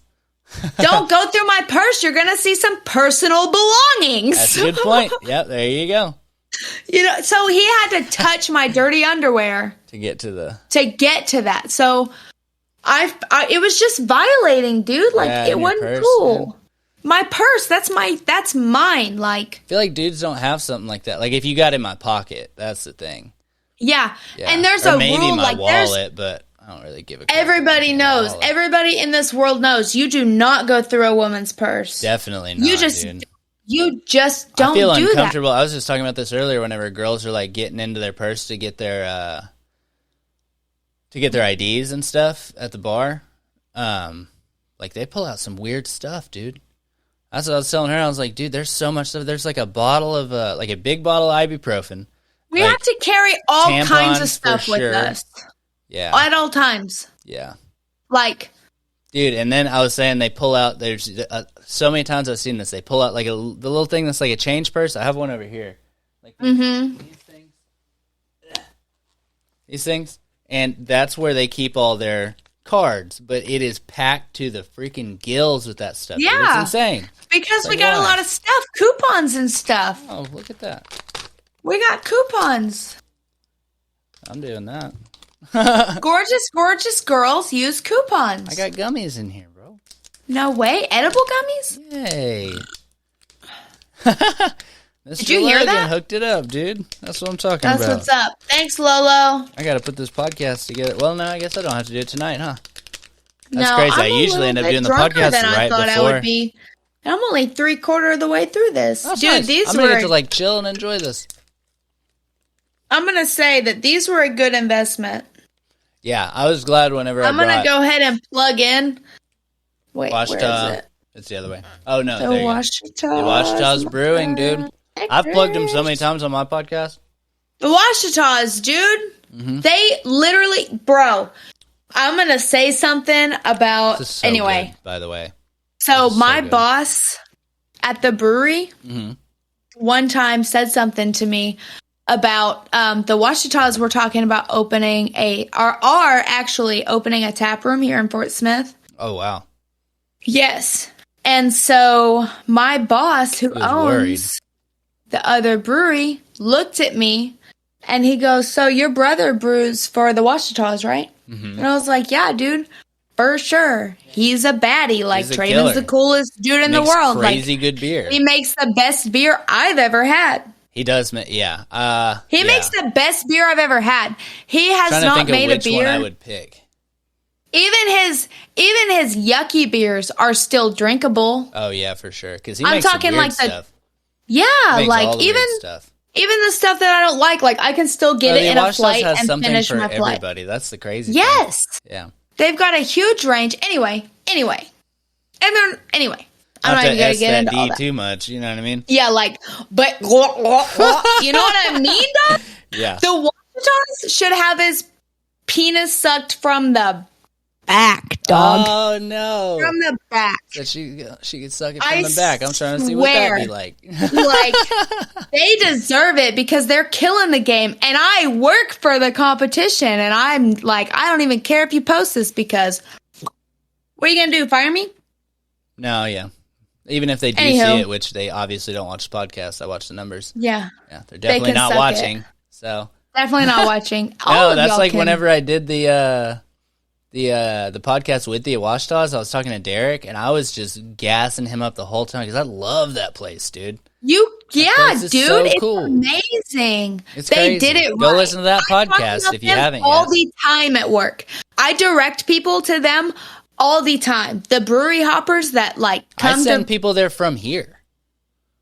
Yeah, dude. I tell like people to go people, there. and they even like keep up with me. They'll go there and they'll take pictures and they'll show me. So like I know I'm helping. Yeah. You know what I mean? Like I know that the people that I talk, because I gas them up so hard. Yeah. Because they deserve it. I gas up their coffee because it's the best coffee. Dude, I just had an idea. Because I just did the live podcast last month. I've been wanting to do a live podcast at the Awashtas. We could do a Granny's Gayrage at the Awashtas, bro. Up on the stage. For Halloween? I don't know about all that. Maybe. I don't know. Just make it an event, you know? Just tell them we should do it for Halloween. Let's use your stage. I mean, we'll bring in, you know, I don't know how many people would show up, but I'd say probably at least like 10, we'll do 20 it people. On a Sunday. Whatever when they're works. Closed. Yeah. Whatever you know? works, man. I don't know. We'd have to talk to Derek We'll get drunk about midday. That.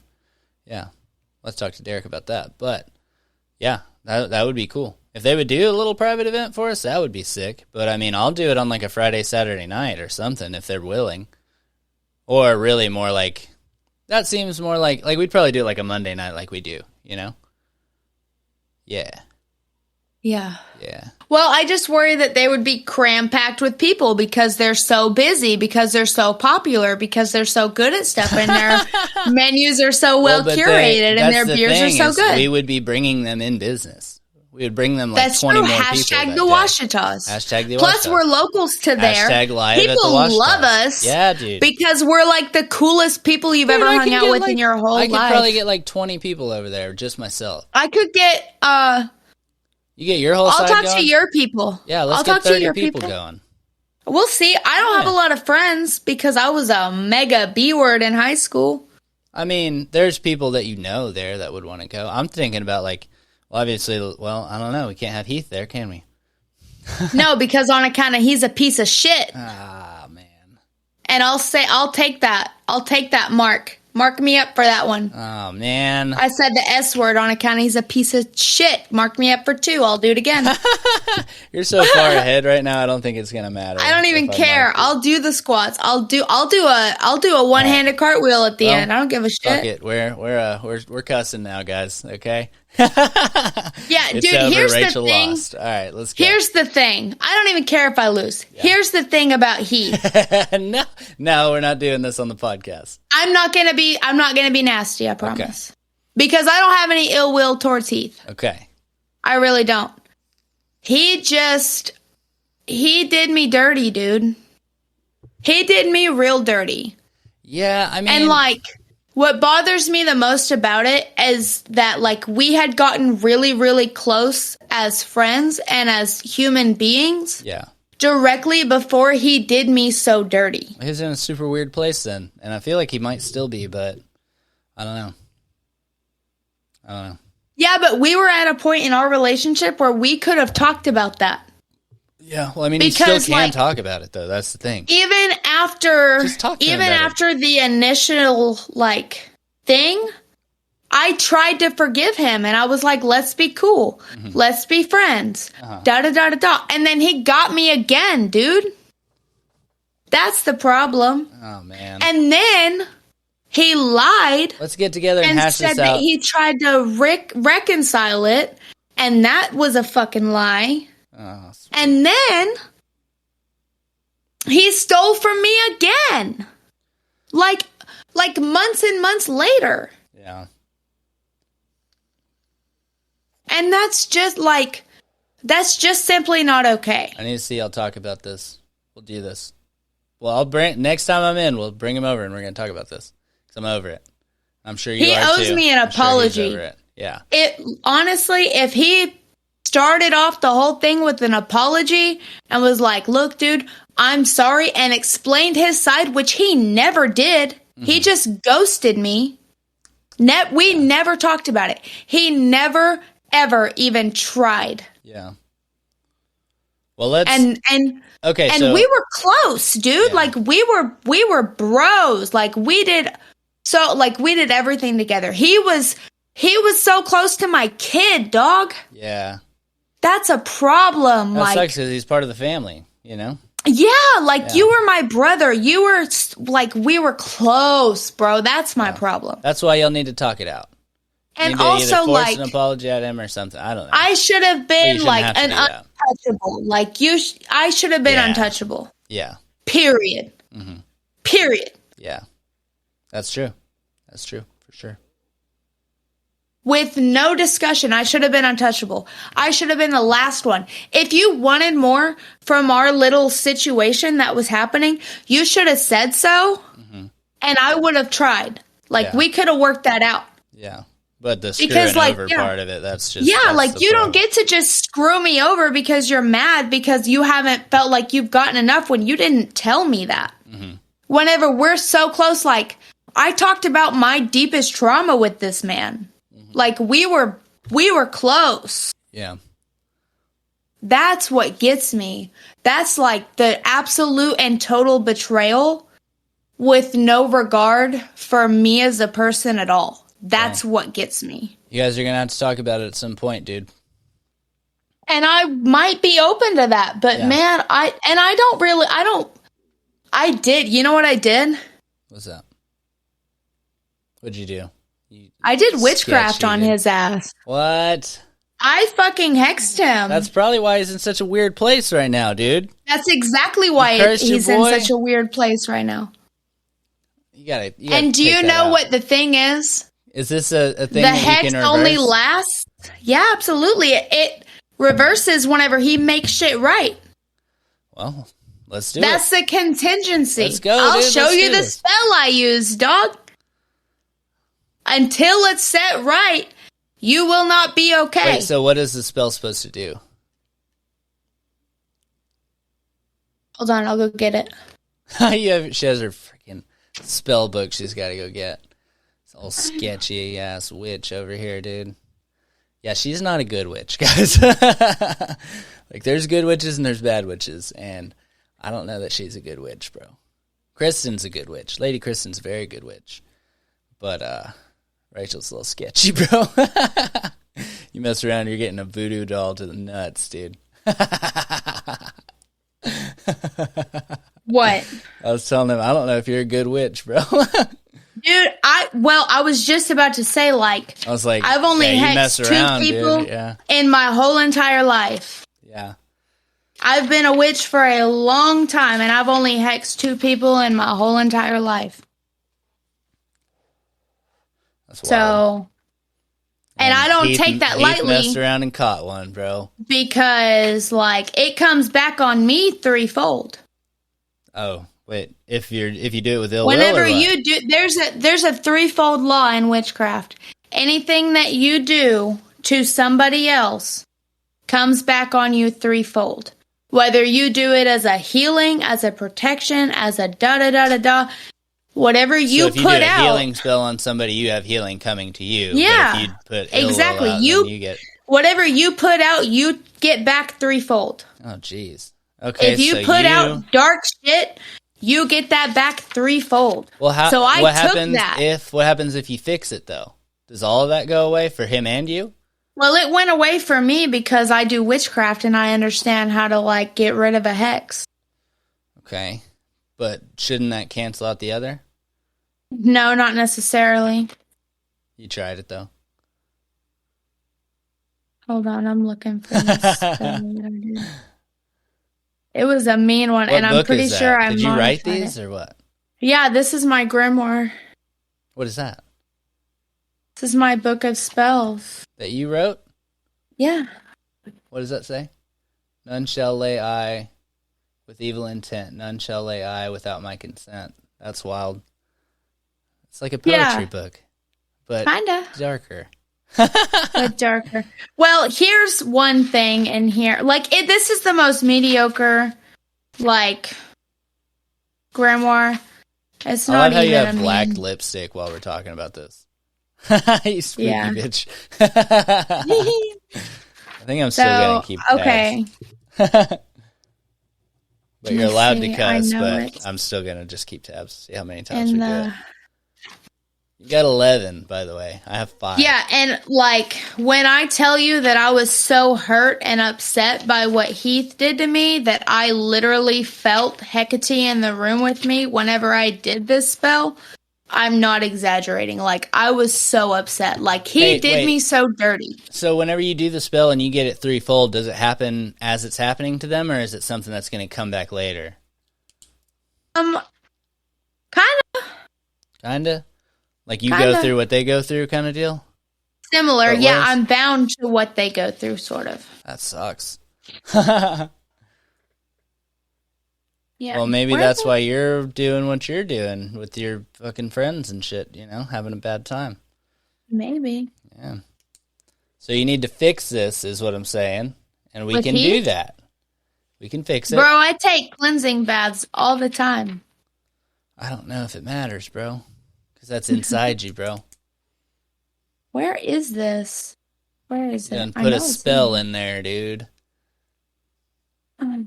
There's a spell out in the world, and it's just willy-nilly, apparently. Just 1 to 3 ratio out here. Everybody's getting got. Everybody involved is getting got. I said anyone could get it. I didn't know it'd be you. Who's the other person? I don't want to disclose that information on this podcast. Is it somebody that would be listening? Yeah. Oh. If you did it, you know who you are, dude. If you're having a really bad time right now, that might be what's going on. You might want to call Rachel. I handled that. I took that. You took that one off? Okay. Kind of. If you could say that. Would you lessen it or something? Like, with that one, all I did was wish for their karma to come back to them. So then you get 3 times your karma kind of deal?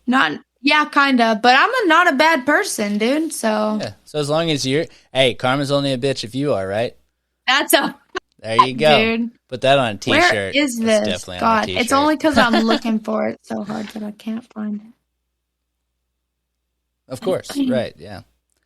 You don't have like a Dewey Decimal System going on in there, or whatever they do for books. I should know. Because what do I look like? You have a table of contents, bro.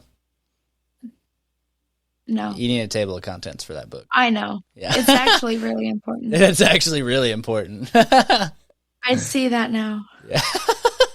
Okay. This is it. I don't think you should say it out loud. This one's mean. I don't think you should say it out loud, right? I'm not gonna. Okay, can you turn it towards the camera? Turn it towards the camera so they can read it. And it's mean. It's not very long. Here, put it like in the middle. Kind of long. In the middle, a little closer. You're not in the middle. Keep going. Okay. Who's Hecate? I know that name. Hecate is my goddess. She's the triple goddess, the mother, maiden, and crown. Oh my gosh.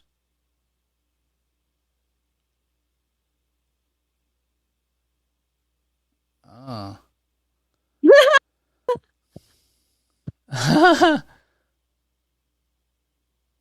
Their ability to do magic?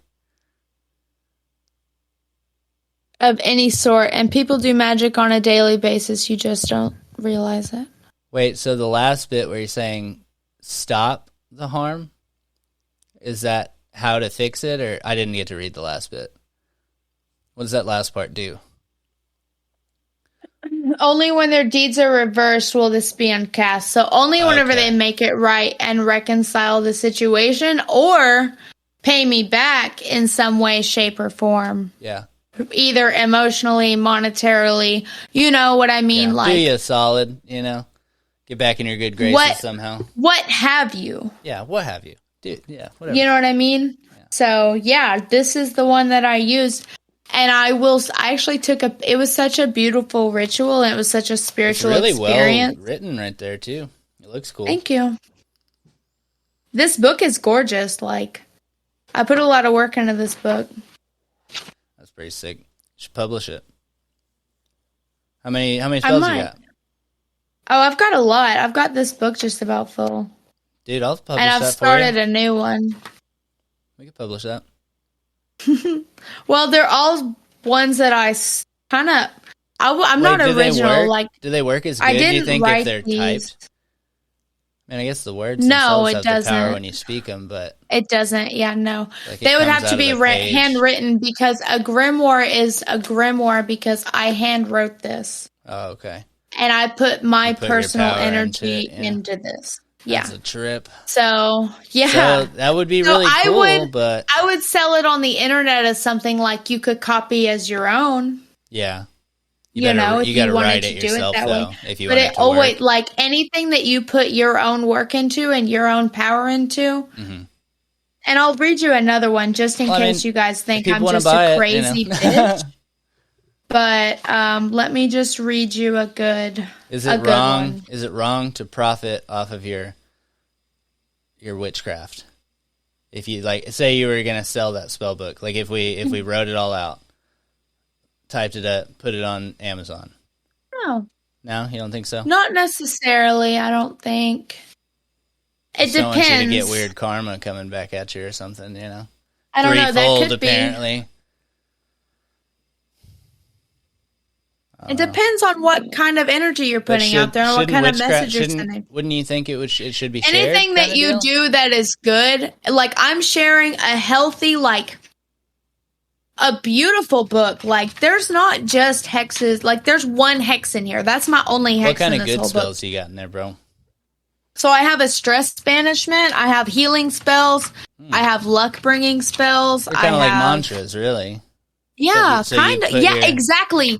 The only difference, which they are mantras. I will say that, like they are. There are colors that correspond with what you're trying to do that bring luck and bring prosperity or bring love or bring like tranquility or like everything has its place. Like I have it all back here. What kind of book did you say this was? This is a grimoire.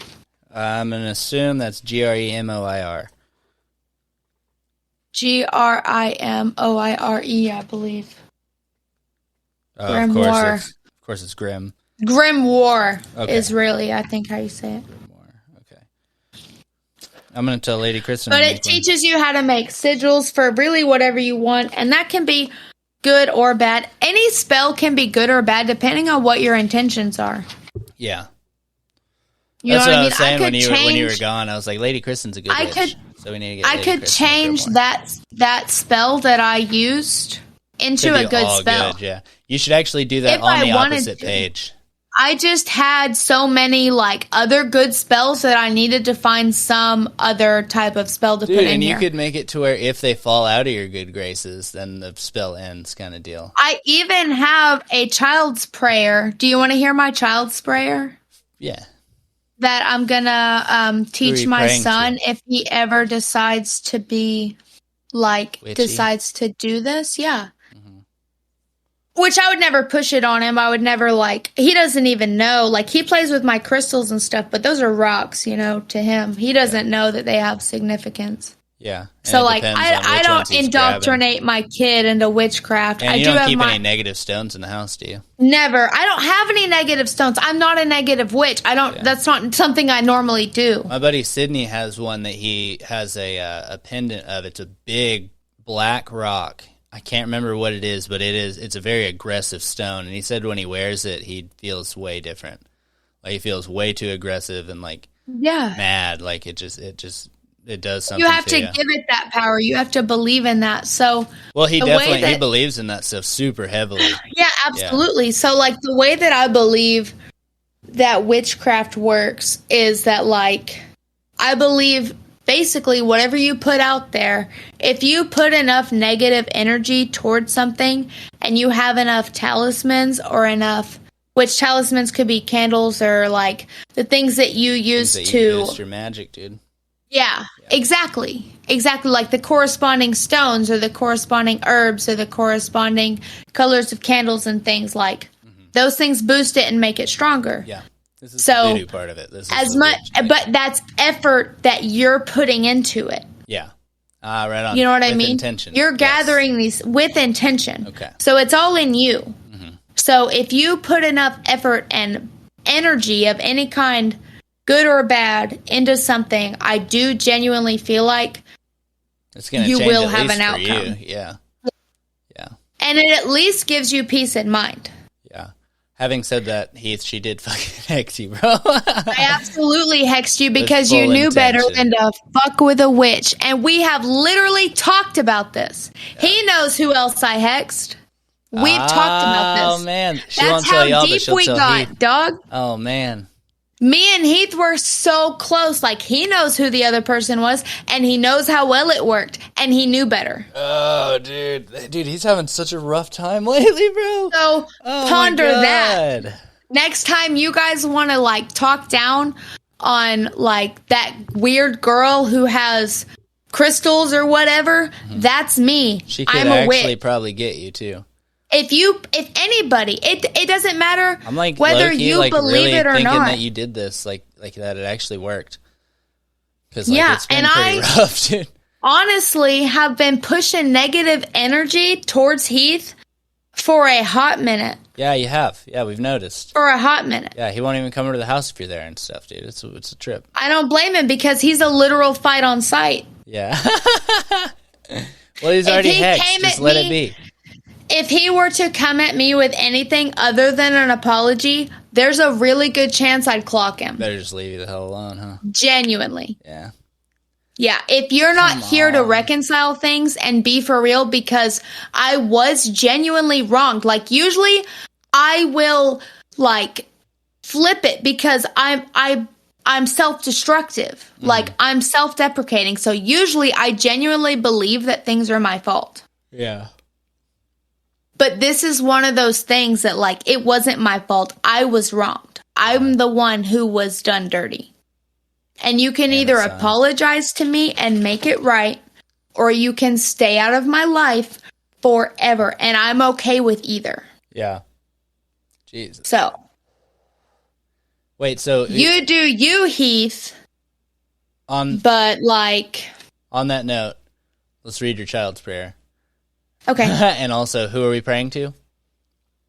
We're praying just to the universe, basically. Whoever he wants to. He could use this prayer to pray to God if he wanted to. Right on. If that's what he genuinely believed. So do you pray to your what do you call her? Hecate? Hecate. I do. I have an altar dedicated to Hecate. I have a Hecate pendant that I wear on days that I feel weird. Yeah. And that honestly helps a lot. All right, so go ahead and read that. Okay. Earth, air, sea, and wind, bless. Whoa, wait, let me start over. Let me take a drink. She's going to be doing the audiobook for the ready? Grimoire, too. Earth, air, and wind, bless my family and my friends. Power of love, hope, and light, protect me onward through the night. Guard my home from things that creep, good spirits watch me as I sleep. By fire, storm, earth, and sea, as I speak, let it be. Amen. Amen. Yeah. Dope. Now close your eyes. Oh, man. Should we end it on that? I could cut that. Good. Nah, we got it. Yeah, I don't know if we're done. Are you done? You could cut it and move it. That's true. No, I think it should be what it is right there and let you guys enjoy that, and then she'll do it again later, probably. Yeah. But on the real, like, I don't think that Heath would be willing to, like... Because... Yeah. I think that he knows that he was in the wrong, and he's not willing to admit that, dude. Yeah. Hey, so, like, I don't hold my breath for the chance to reconcile things. Yeah, we'll figure it out. I don't know, dude. Yeah. I don't know. Fuck it. But... It'd be all right. Yeah, I don't wish him any bad ill. I haven't honestly sent any bad energy his way in a long time, so I do wish him well. But yeah, he's gonna be up shit creek. He's still cursed. Yeah. Yeah. Until he wants to make things right. Yeah. One way or another, you know. Yeah. Hey, would you wanna do a spell after each of the Granny's Gayrage podcasts? Would that make it like culty, you feel like, or should I don't know. What kind of spell? We could do the good night prayer, do the yeah, something sweet. Send the people off with a good mantra of some sort. Yeah, so I have lots of your mantra different for the ones. week. Okay, here's a good one. Well, we're going to do it at the end of the podcast. Send the people I know, on but with a I'm good just looking. Okay, you were about to say it. I was. Well, I was going to say it's for healing. Okay, well, I wasn't going to read the whole thing. I need some healing. My hand's all jacked up. So this one is for I need you to do a spell on me. banishment. Stress and it's a good one. Dude, I have thought, I have actually made another copy of this book. Yeah. And I've been thinking about giving them out to people who want them. Kristen would definitely want one. I know Kristen She'll be listening right now. I have the chakras, I have the moon phases, what those all mean. Oh, wow. And it's beautiful. Look. What? That's sick, actually, dude. What? This is my grimoire. It's beautiful. And I showed this to Grandma. Yeah. I'm very proud of this grimoire. I put a lot of work. Yeah. I quit my job at the hospital over this grimoire. What? Yeah, so I work nights at the hospital, 12-hour shifts with we might see 7 people all night, split between 2 people. So, needless to say, I was doing nothing all night long. Yeah. So I started making this exact book. Yeah. And one night, on my third 12-hour shift, I ended up leaving it in the drawer because I had gotten a person, and every time I would see anybody else, I would always put everything up into the drawer. Yeah. And so I left all my stuff in the drawer, and the other coworkers saw it. Uh-huh.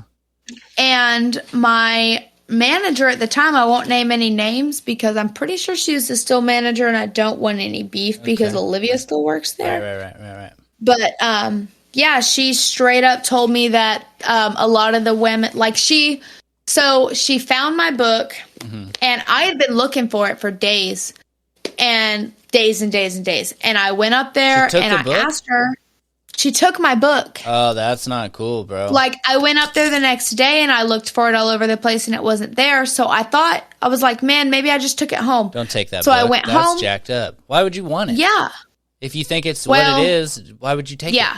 I don't know. That's such bad luck, bad juju, bro. What are you doing? It is bad juju, and they don't understand because there's a literal hex on the inside cover of this book. That thing you read, cursed. Yeah. The thing that you read, if you look at this book without my consent, you have bad juju. That's not a good thing to do. Oh, that's right. Oh, man. Yeah. You do not open this book without consent. What are you doing? And it says it on the front page. You don't touch a spell book. You don't. I don't care if you believe it or not. And so it's like you don't go where ghosts are if you don't want to see ghosts. For real. Or have the feeling that they're ghosts or whatever, even if ghosts aren't real. And she took it and she hid it from me. And I looked for it at there the next day, and then I went home and looked for it. And then I went back to work and I looked for it. I even went and looked a little bit in her office, not a whole lot. I didn't want to go rummage through her things, but I did look around for it to see if it just got put somewhere, Yeah. And so that morning I asked her about it and I said, hey, did you see my little notebook? It's a purple notebook and it has writing all over it. And she was like, yeah, I saw it. It was left in the drawer. And one of your other coworkers found it. And they're very Christian. And I think that we just need to leave our religious beliefs at home. Mind you, while she's sitting directly in front of me, there's a cross on the wall. Behind her. I swear to God, I am not even playing. There's a literal cross on the wall. No, I just looked at it and I looked at her and I said, well, Are you serious right now? I was just well, it's mine. I don't know why anybody would have even touched my things or opened my belongings. I don't know why anybody would do that. I understand them turning them in. But I don't understand them going through it. Yeah.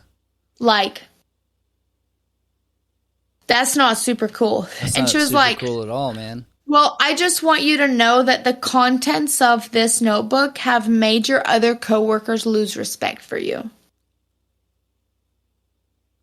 Bitch. I swear to God, in this notebook, Did you go off on this lady at all? Did you get this lady at all? No, dude. I was coming off of a 12-hour shift. Bro.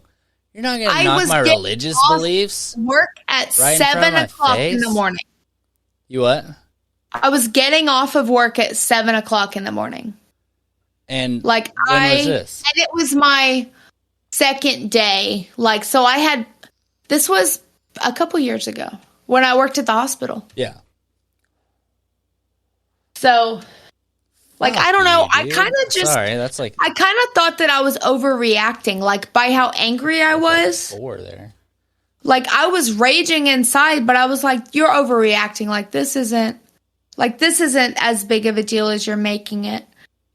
This can't be happening. Literally, they can't fire you over that. They can't say anything about it. They didn't fire me over that. Well, actually, I don't know about that, but I mean, I feel like, what?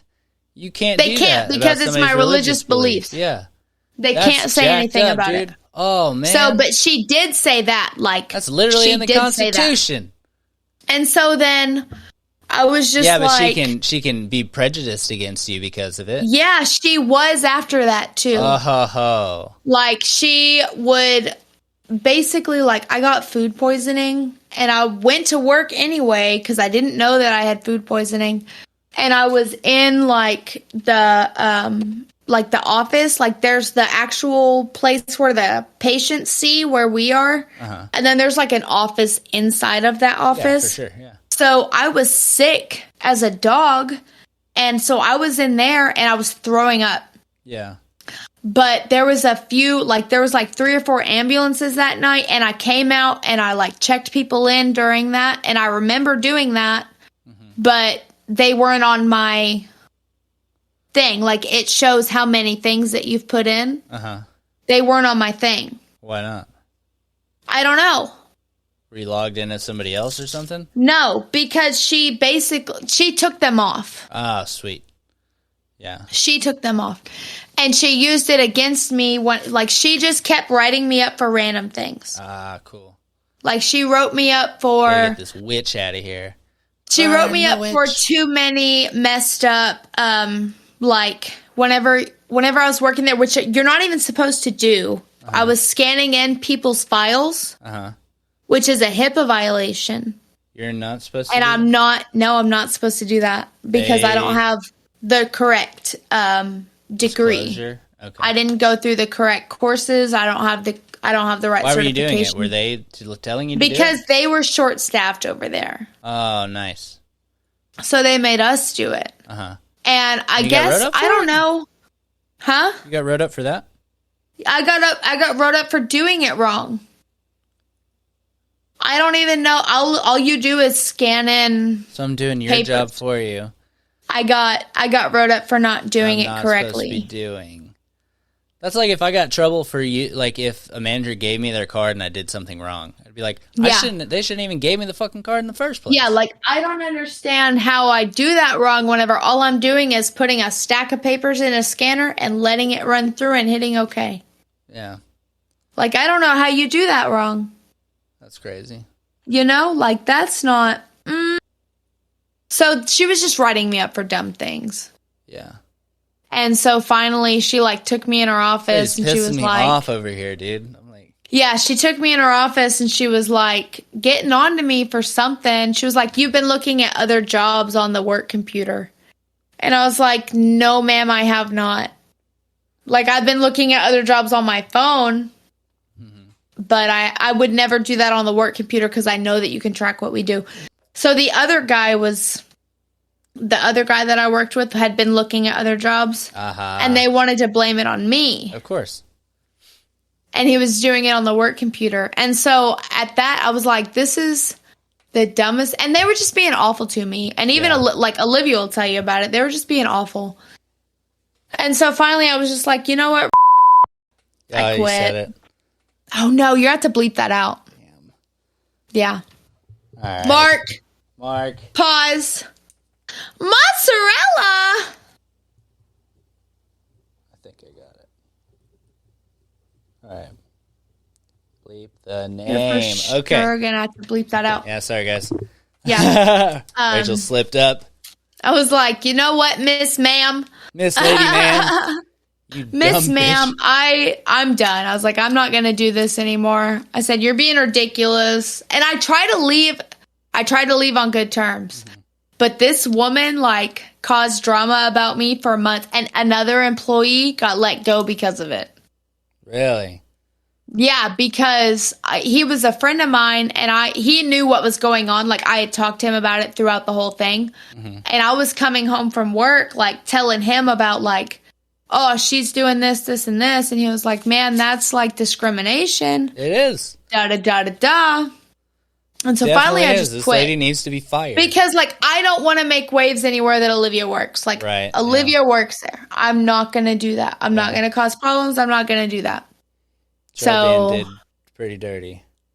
I really was, but I wasn't going to, like, I can't. Olivia got me that job. And she works so hard to get where she's at. She works there currently. Yeah, she's worked really hard to get where she's at. So. Yeah, so no, I would never do that. Yeah, because I was going to say, like, I could do something. Like, if you came and worked at my restaurant and my manager was, like, being shitty towards you because they found your book or something, like, mm-hmm. I'd be like, dude, what the fuck are you doing? You know? Yeah. Or we would probably get that dude fired. And honestly, nowadays, I would probably be a lot more abrasive, but... Especially if your religious beliefs and stuff like that. Yeah, I was just not in that place in my life to cause waves like that. Like, I would now. Mm-hmm. Because I'm much more comfortable in who I am now. Mm-hmm. But, like, I'm out of that small town mentality now. So true, yeah. Yeah, because and I really needed that job. You know, yeah. I really needed that job at the time. Sucks, dude. Yeah. I don't like it. I don't like that lady, dude. You gotta pee again? Okay. Yeah. Let's take a break. We'll come back and you guys. Okay, we'll be right back. Now close your eyes.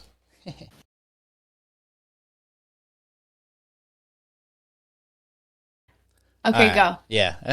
Okay, go. We're going.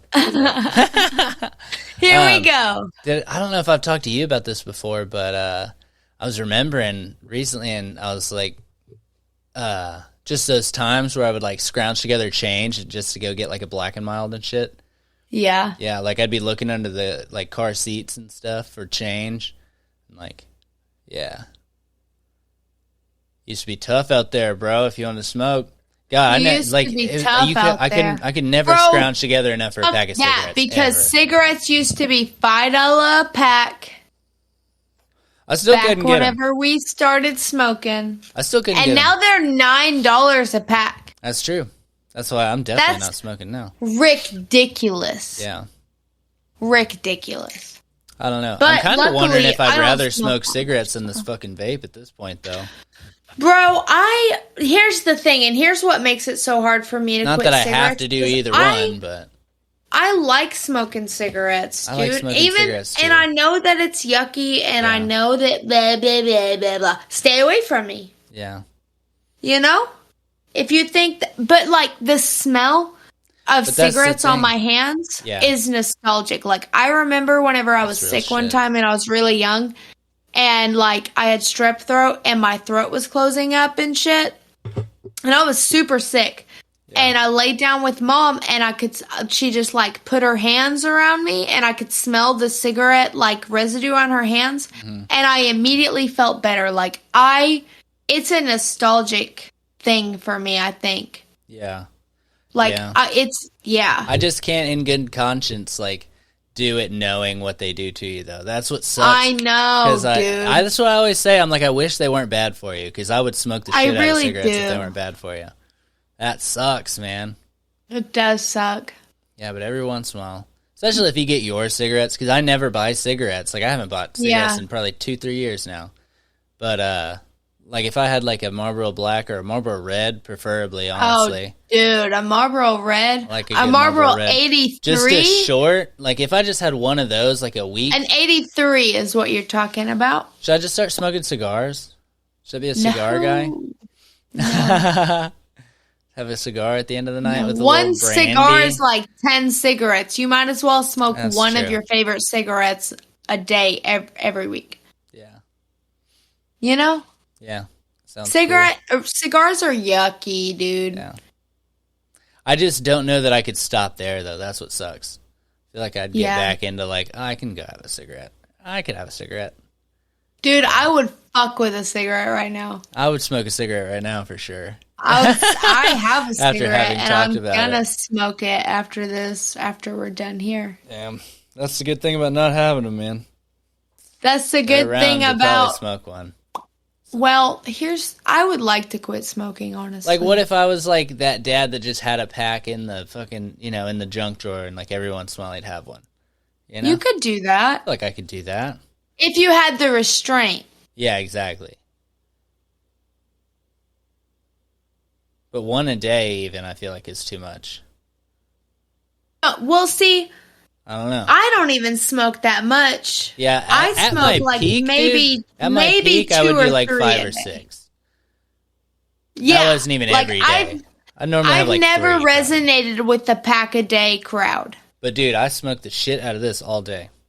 Me too, dude. Yeah.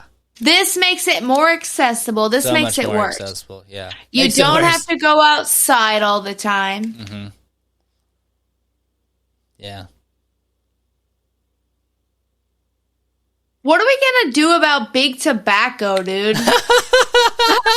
How do we fix this, dude? Give us some cigarettes that aren't going to kill us and that actually do the same thing. Well, give us some food that's not going to kill us, dog. Give us anything that's not going to kill us, dude. All of y'all. Everybody, just quit killing people.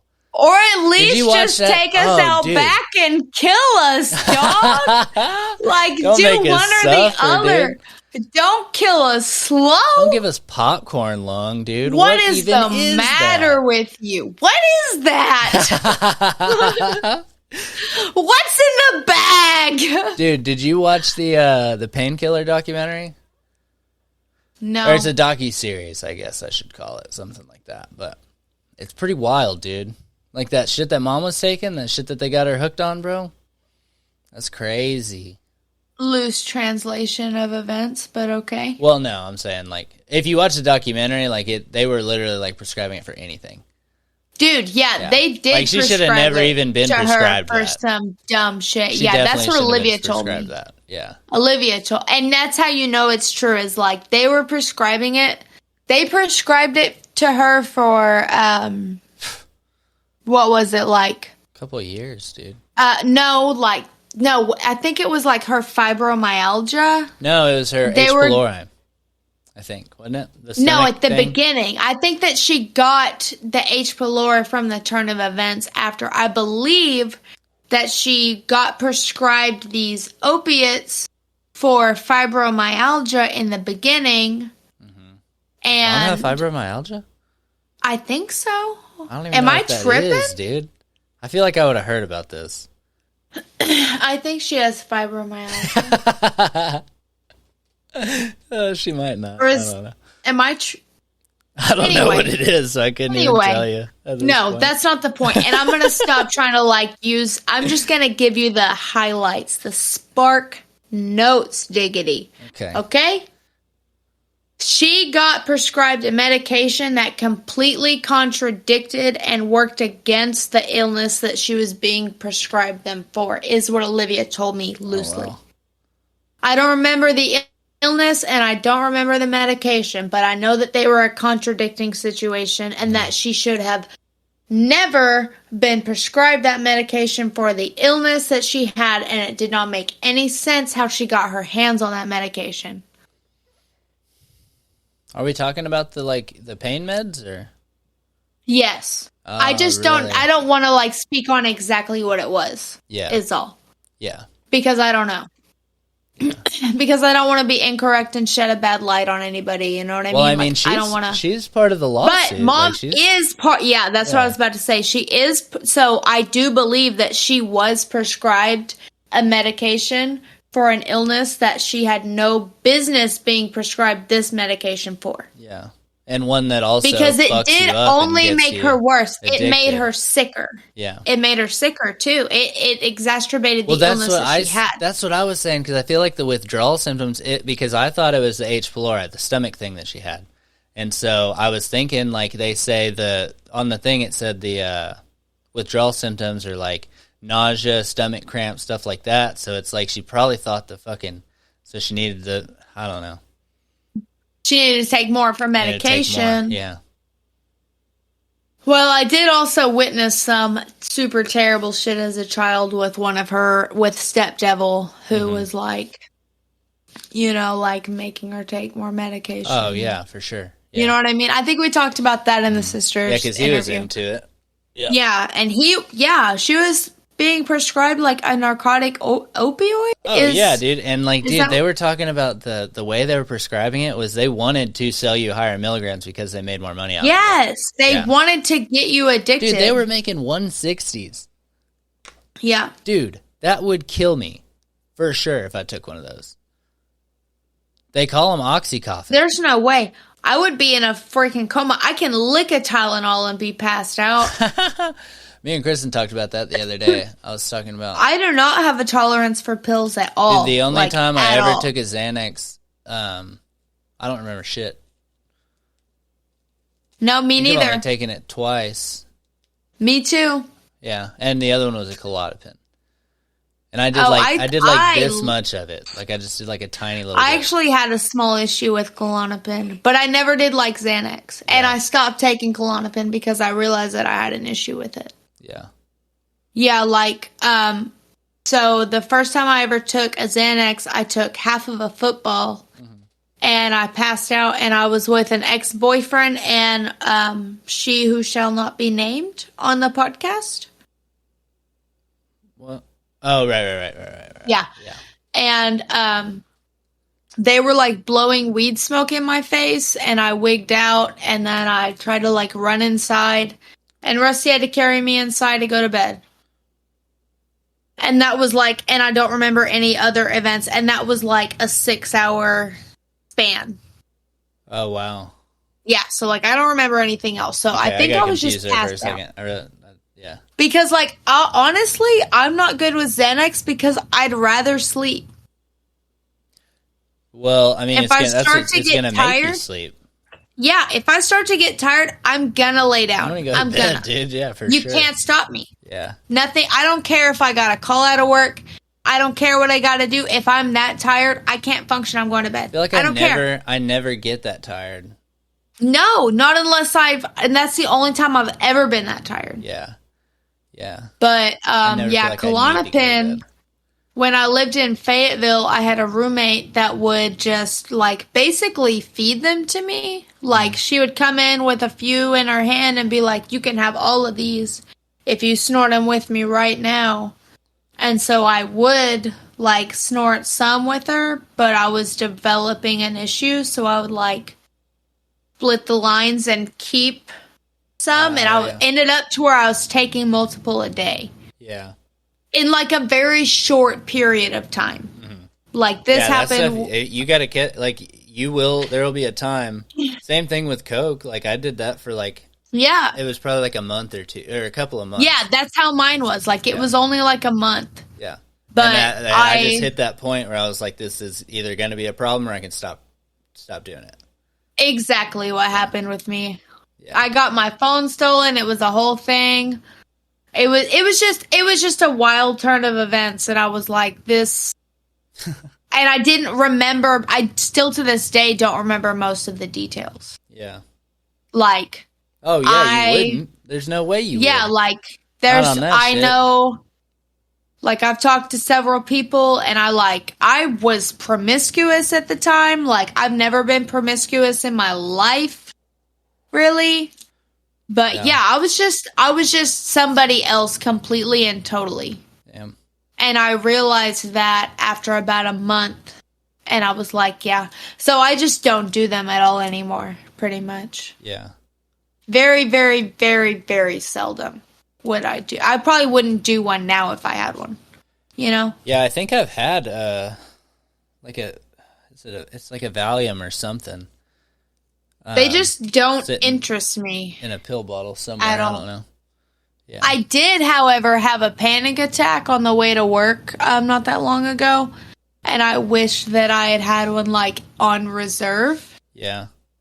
Because after, like, my super crap week and all that stuff happened with Shelbythorpe and all that stuff, I got a flat tire on my way to work because there was a big old screw in my tire, and it was just the icing on the cake. Yeah. And so I had like a Menti B on the way to work. And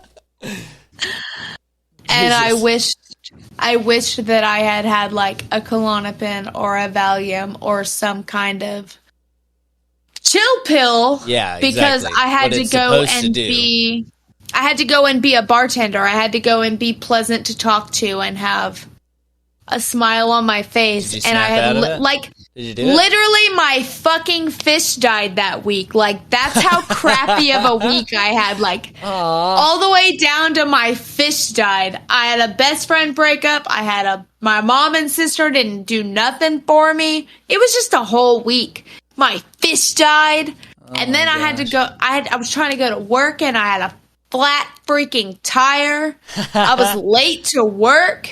Oh my god. So I missed out on hours, had to rush opening. It was a whole thing. And it was just a whole thing. And I cried like the whole way to work. And I was like, I even asked Mom, I said, do you have anything? Like, do you have a Valium? Do you have a Klonopin? Do you have literally anything at all? Like, I don't even care if we have to go out of our way to get it. Like, do you have anything at all? And she was like, no, dude. And I just cried harder. Oh, man. And then I went to work and swiped a smile on my stupid fucking face. And did the thing. And I did the damn thing just like I always do. Yeah. But it would have been easier had I had a little... Bro? Yes, dude. That's how you got to do it. Sometimes you got to have a full-blown Menti B and then go to work. And make... I did make good money that day. Yeah. You could probably feel it, dude. I'm a master at... I just disassociate. Yeah. And whenever I'm at work, I'm not Rachel anymore. I do the same thing, kind of. Yeah. Who is having a good day every single day. Mm-hmm. You know what I mean? Like, it's just a mask that I wear. It's just like, whenever I'm behind this bar, today's a good day and suns are shining no matter what kind of storm is going on. Yeah. So, that's how you got to do it whenever you work. See, this. I don't know. I haven't had to do that in a while, dude. Yeah. It's been tough out here for a player. Things have been pretty cool over here right now. You know? That's what's up. It's been like that for a while. Everything's cool. I think I'm to that point now. Yeah. Just trying to think. I mean, we're always like planning stuff and like stressing a little bit, but it's like, we're good. Yeah. It's going to be okay. Yeah. It's got to be cool. Cool comment. So I start at Supercuts tomorrow. Nice. At 2, yeah. So I was going to work at Supercuts a few weeks ago. Where were you working? But I was working at a salon called Vanity Calls. Vanity Calls? Yeah, but I literally did not get not one single walk-in the entire time I worked there. Really? Swear to God. I only worked there for 2 weeks. Was it a busy salon? Not really. Oh, man. The lady said that they didn't get a lot of walk-ins, but they got a lot of call-ins. Okay. And so, like, if you were on the phone, then you could and you marketed yourself. But literally that phone rang twice. Wow. Twice. And the other girl ran for it. What? Ran for the phone. Oh, okay. As if, like, when's the next time another call is going to come in type of run to the phone. You know what I mean?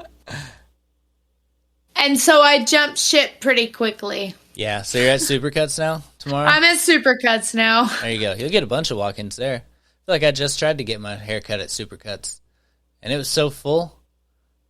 Is it Supercuts? Yeah, they said, which is probably why the other salon didn't get a whole lot of walk-ins. Because it's Supercuts, bro. They're pretty super. Because there's a Supercuts literally basically on the same street. Yeah.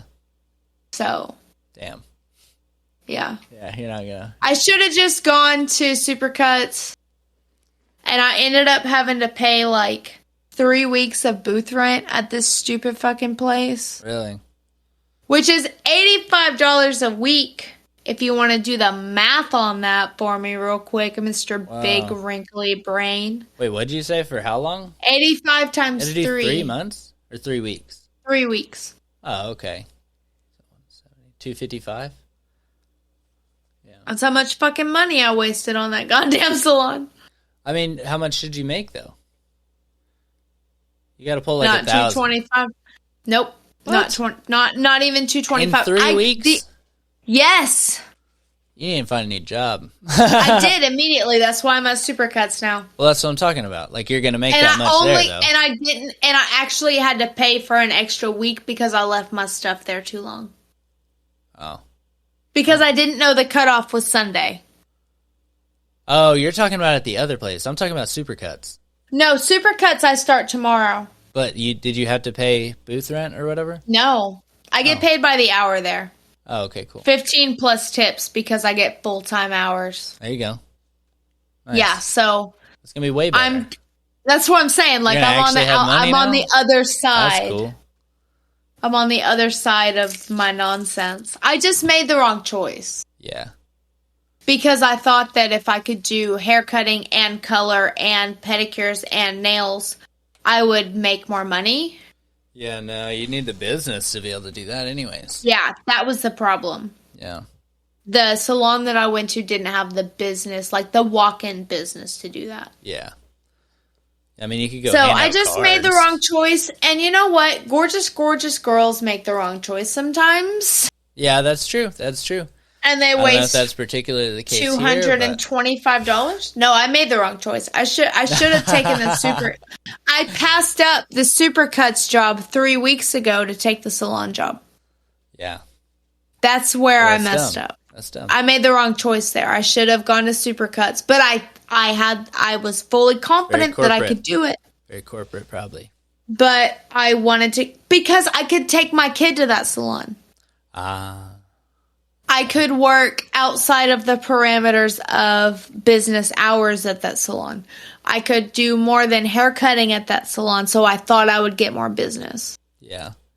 But it just didn't. No, that wasn't the case. So now I'm corporate. You might girl. could do that later. You know. Yeah. Yeah. Once I get out there in the hair world. They need a client base. But it's just not feasible to start out that way. Yeah. Up here. I guess, or anywhere, I'm assuming. Yeah. Because it didn't work in Mina either. That's like if you go to work at the bar, like the first month, like you don't know any of the fucking regulars. Like, that's true. Yeah. You're not going to make all that. You're not going to make. But I do make fast friends with strangers because I'm both precious and adorable and beautiful. So that's the triple threat. That's what you need. Yeah. So. All of it. Yeah. All right, buddy. Do you want to read them a spell? For good night? Out of here? Yeah. I'm getting tired. I think it's a natural end here. Okay. Let's see. Let's sing them out of here. Your weekly mantra with Raquel. Your weekly Breathe fully in. Okay, so we're going to do this one for Halloween. And I'm a little toasted, so bear with me. Okay. This is the fearless mantra. Mm-hmm. Locked in, boxed in, full of fear. My panic grows manic until I can't hear. In need of reprieve so I can breathe. Remove this fear and make it leave. So it is, let it be. Nice. Now close your eyes.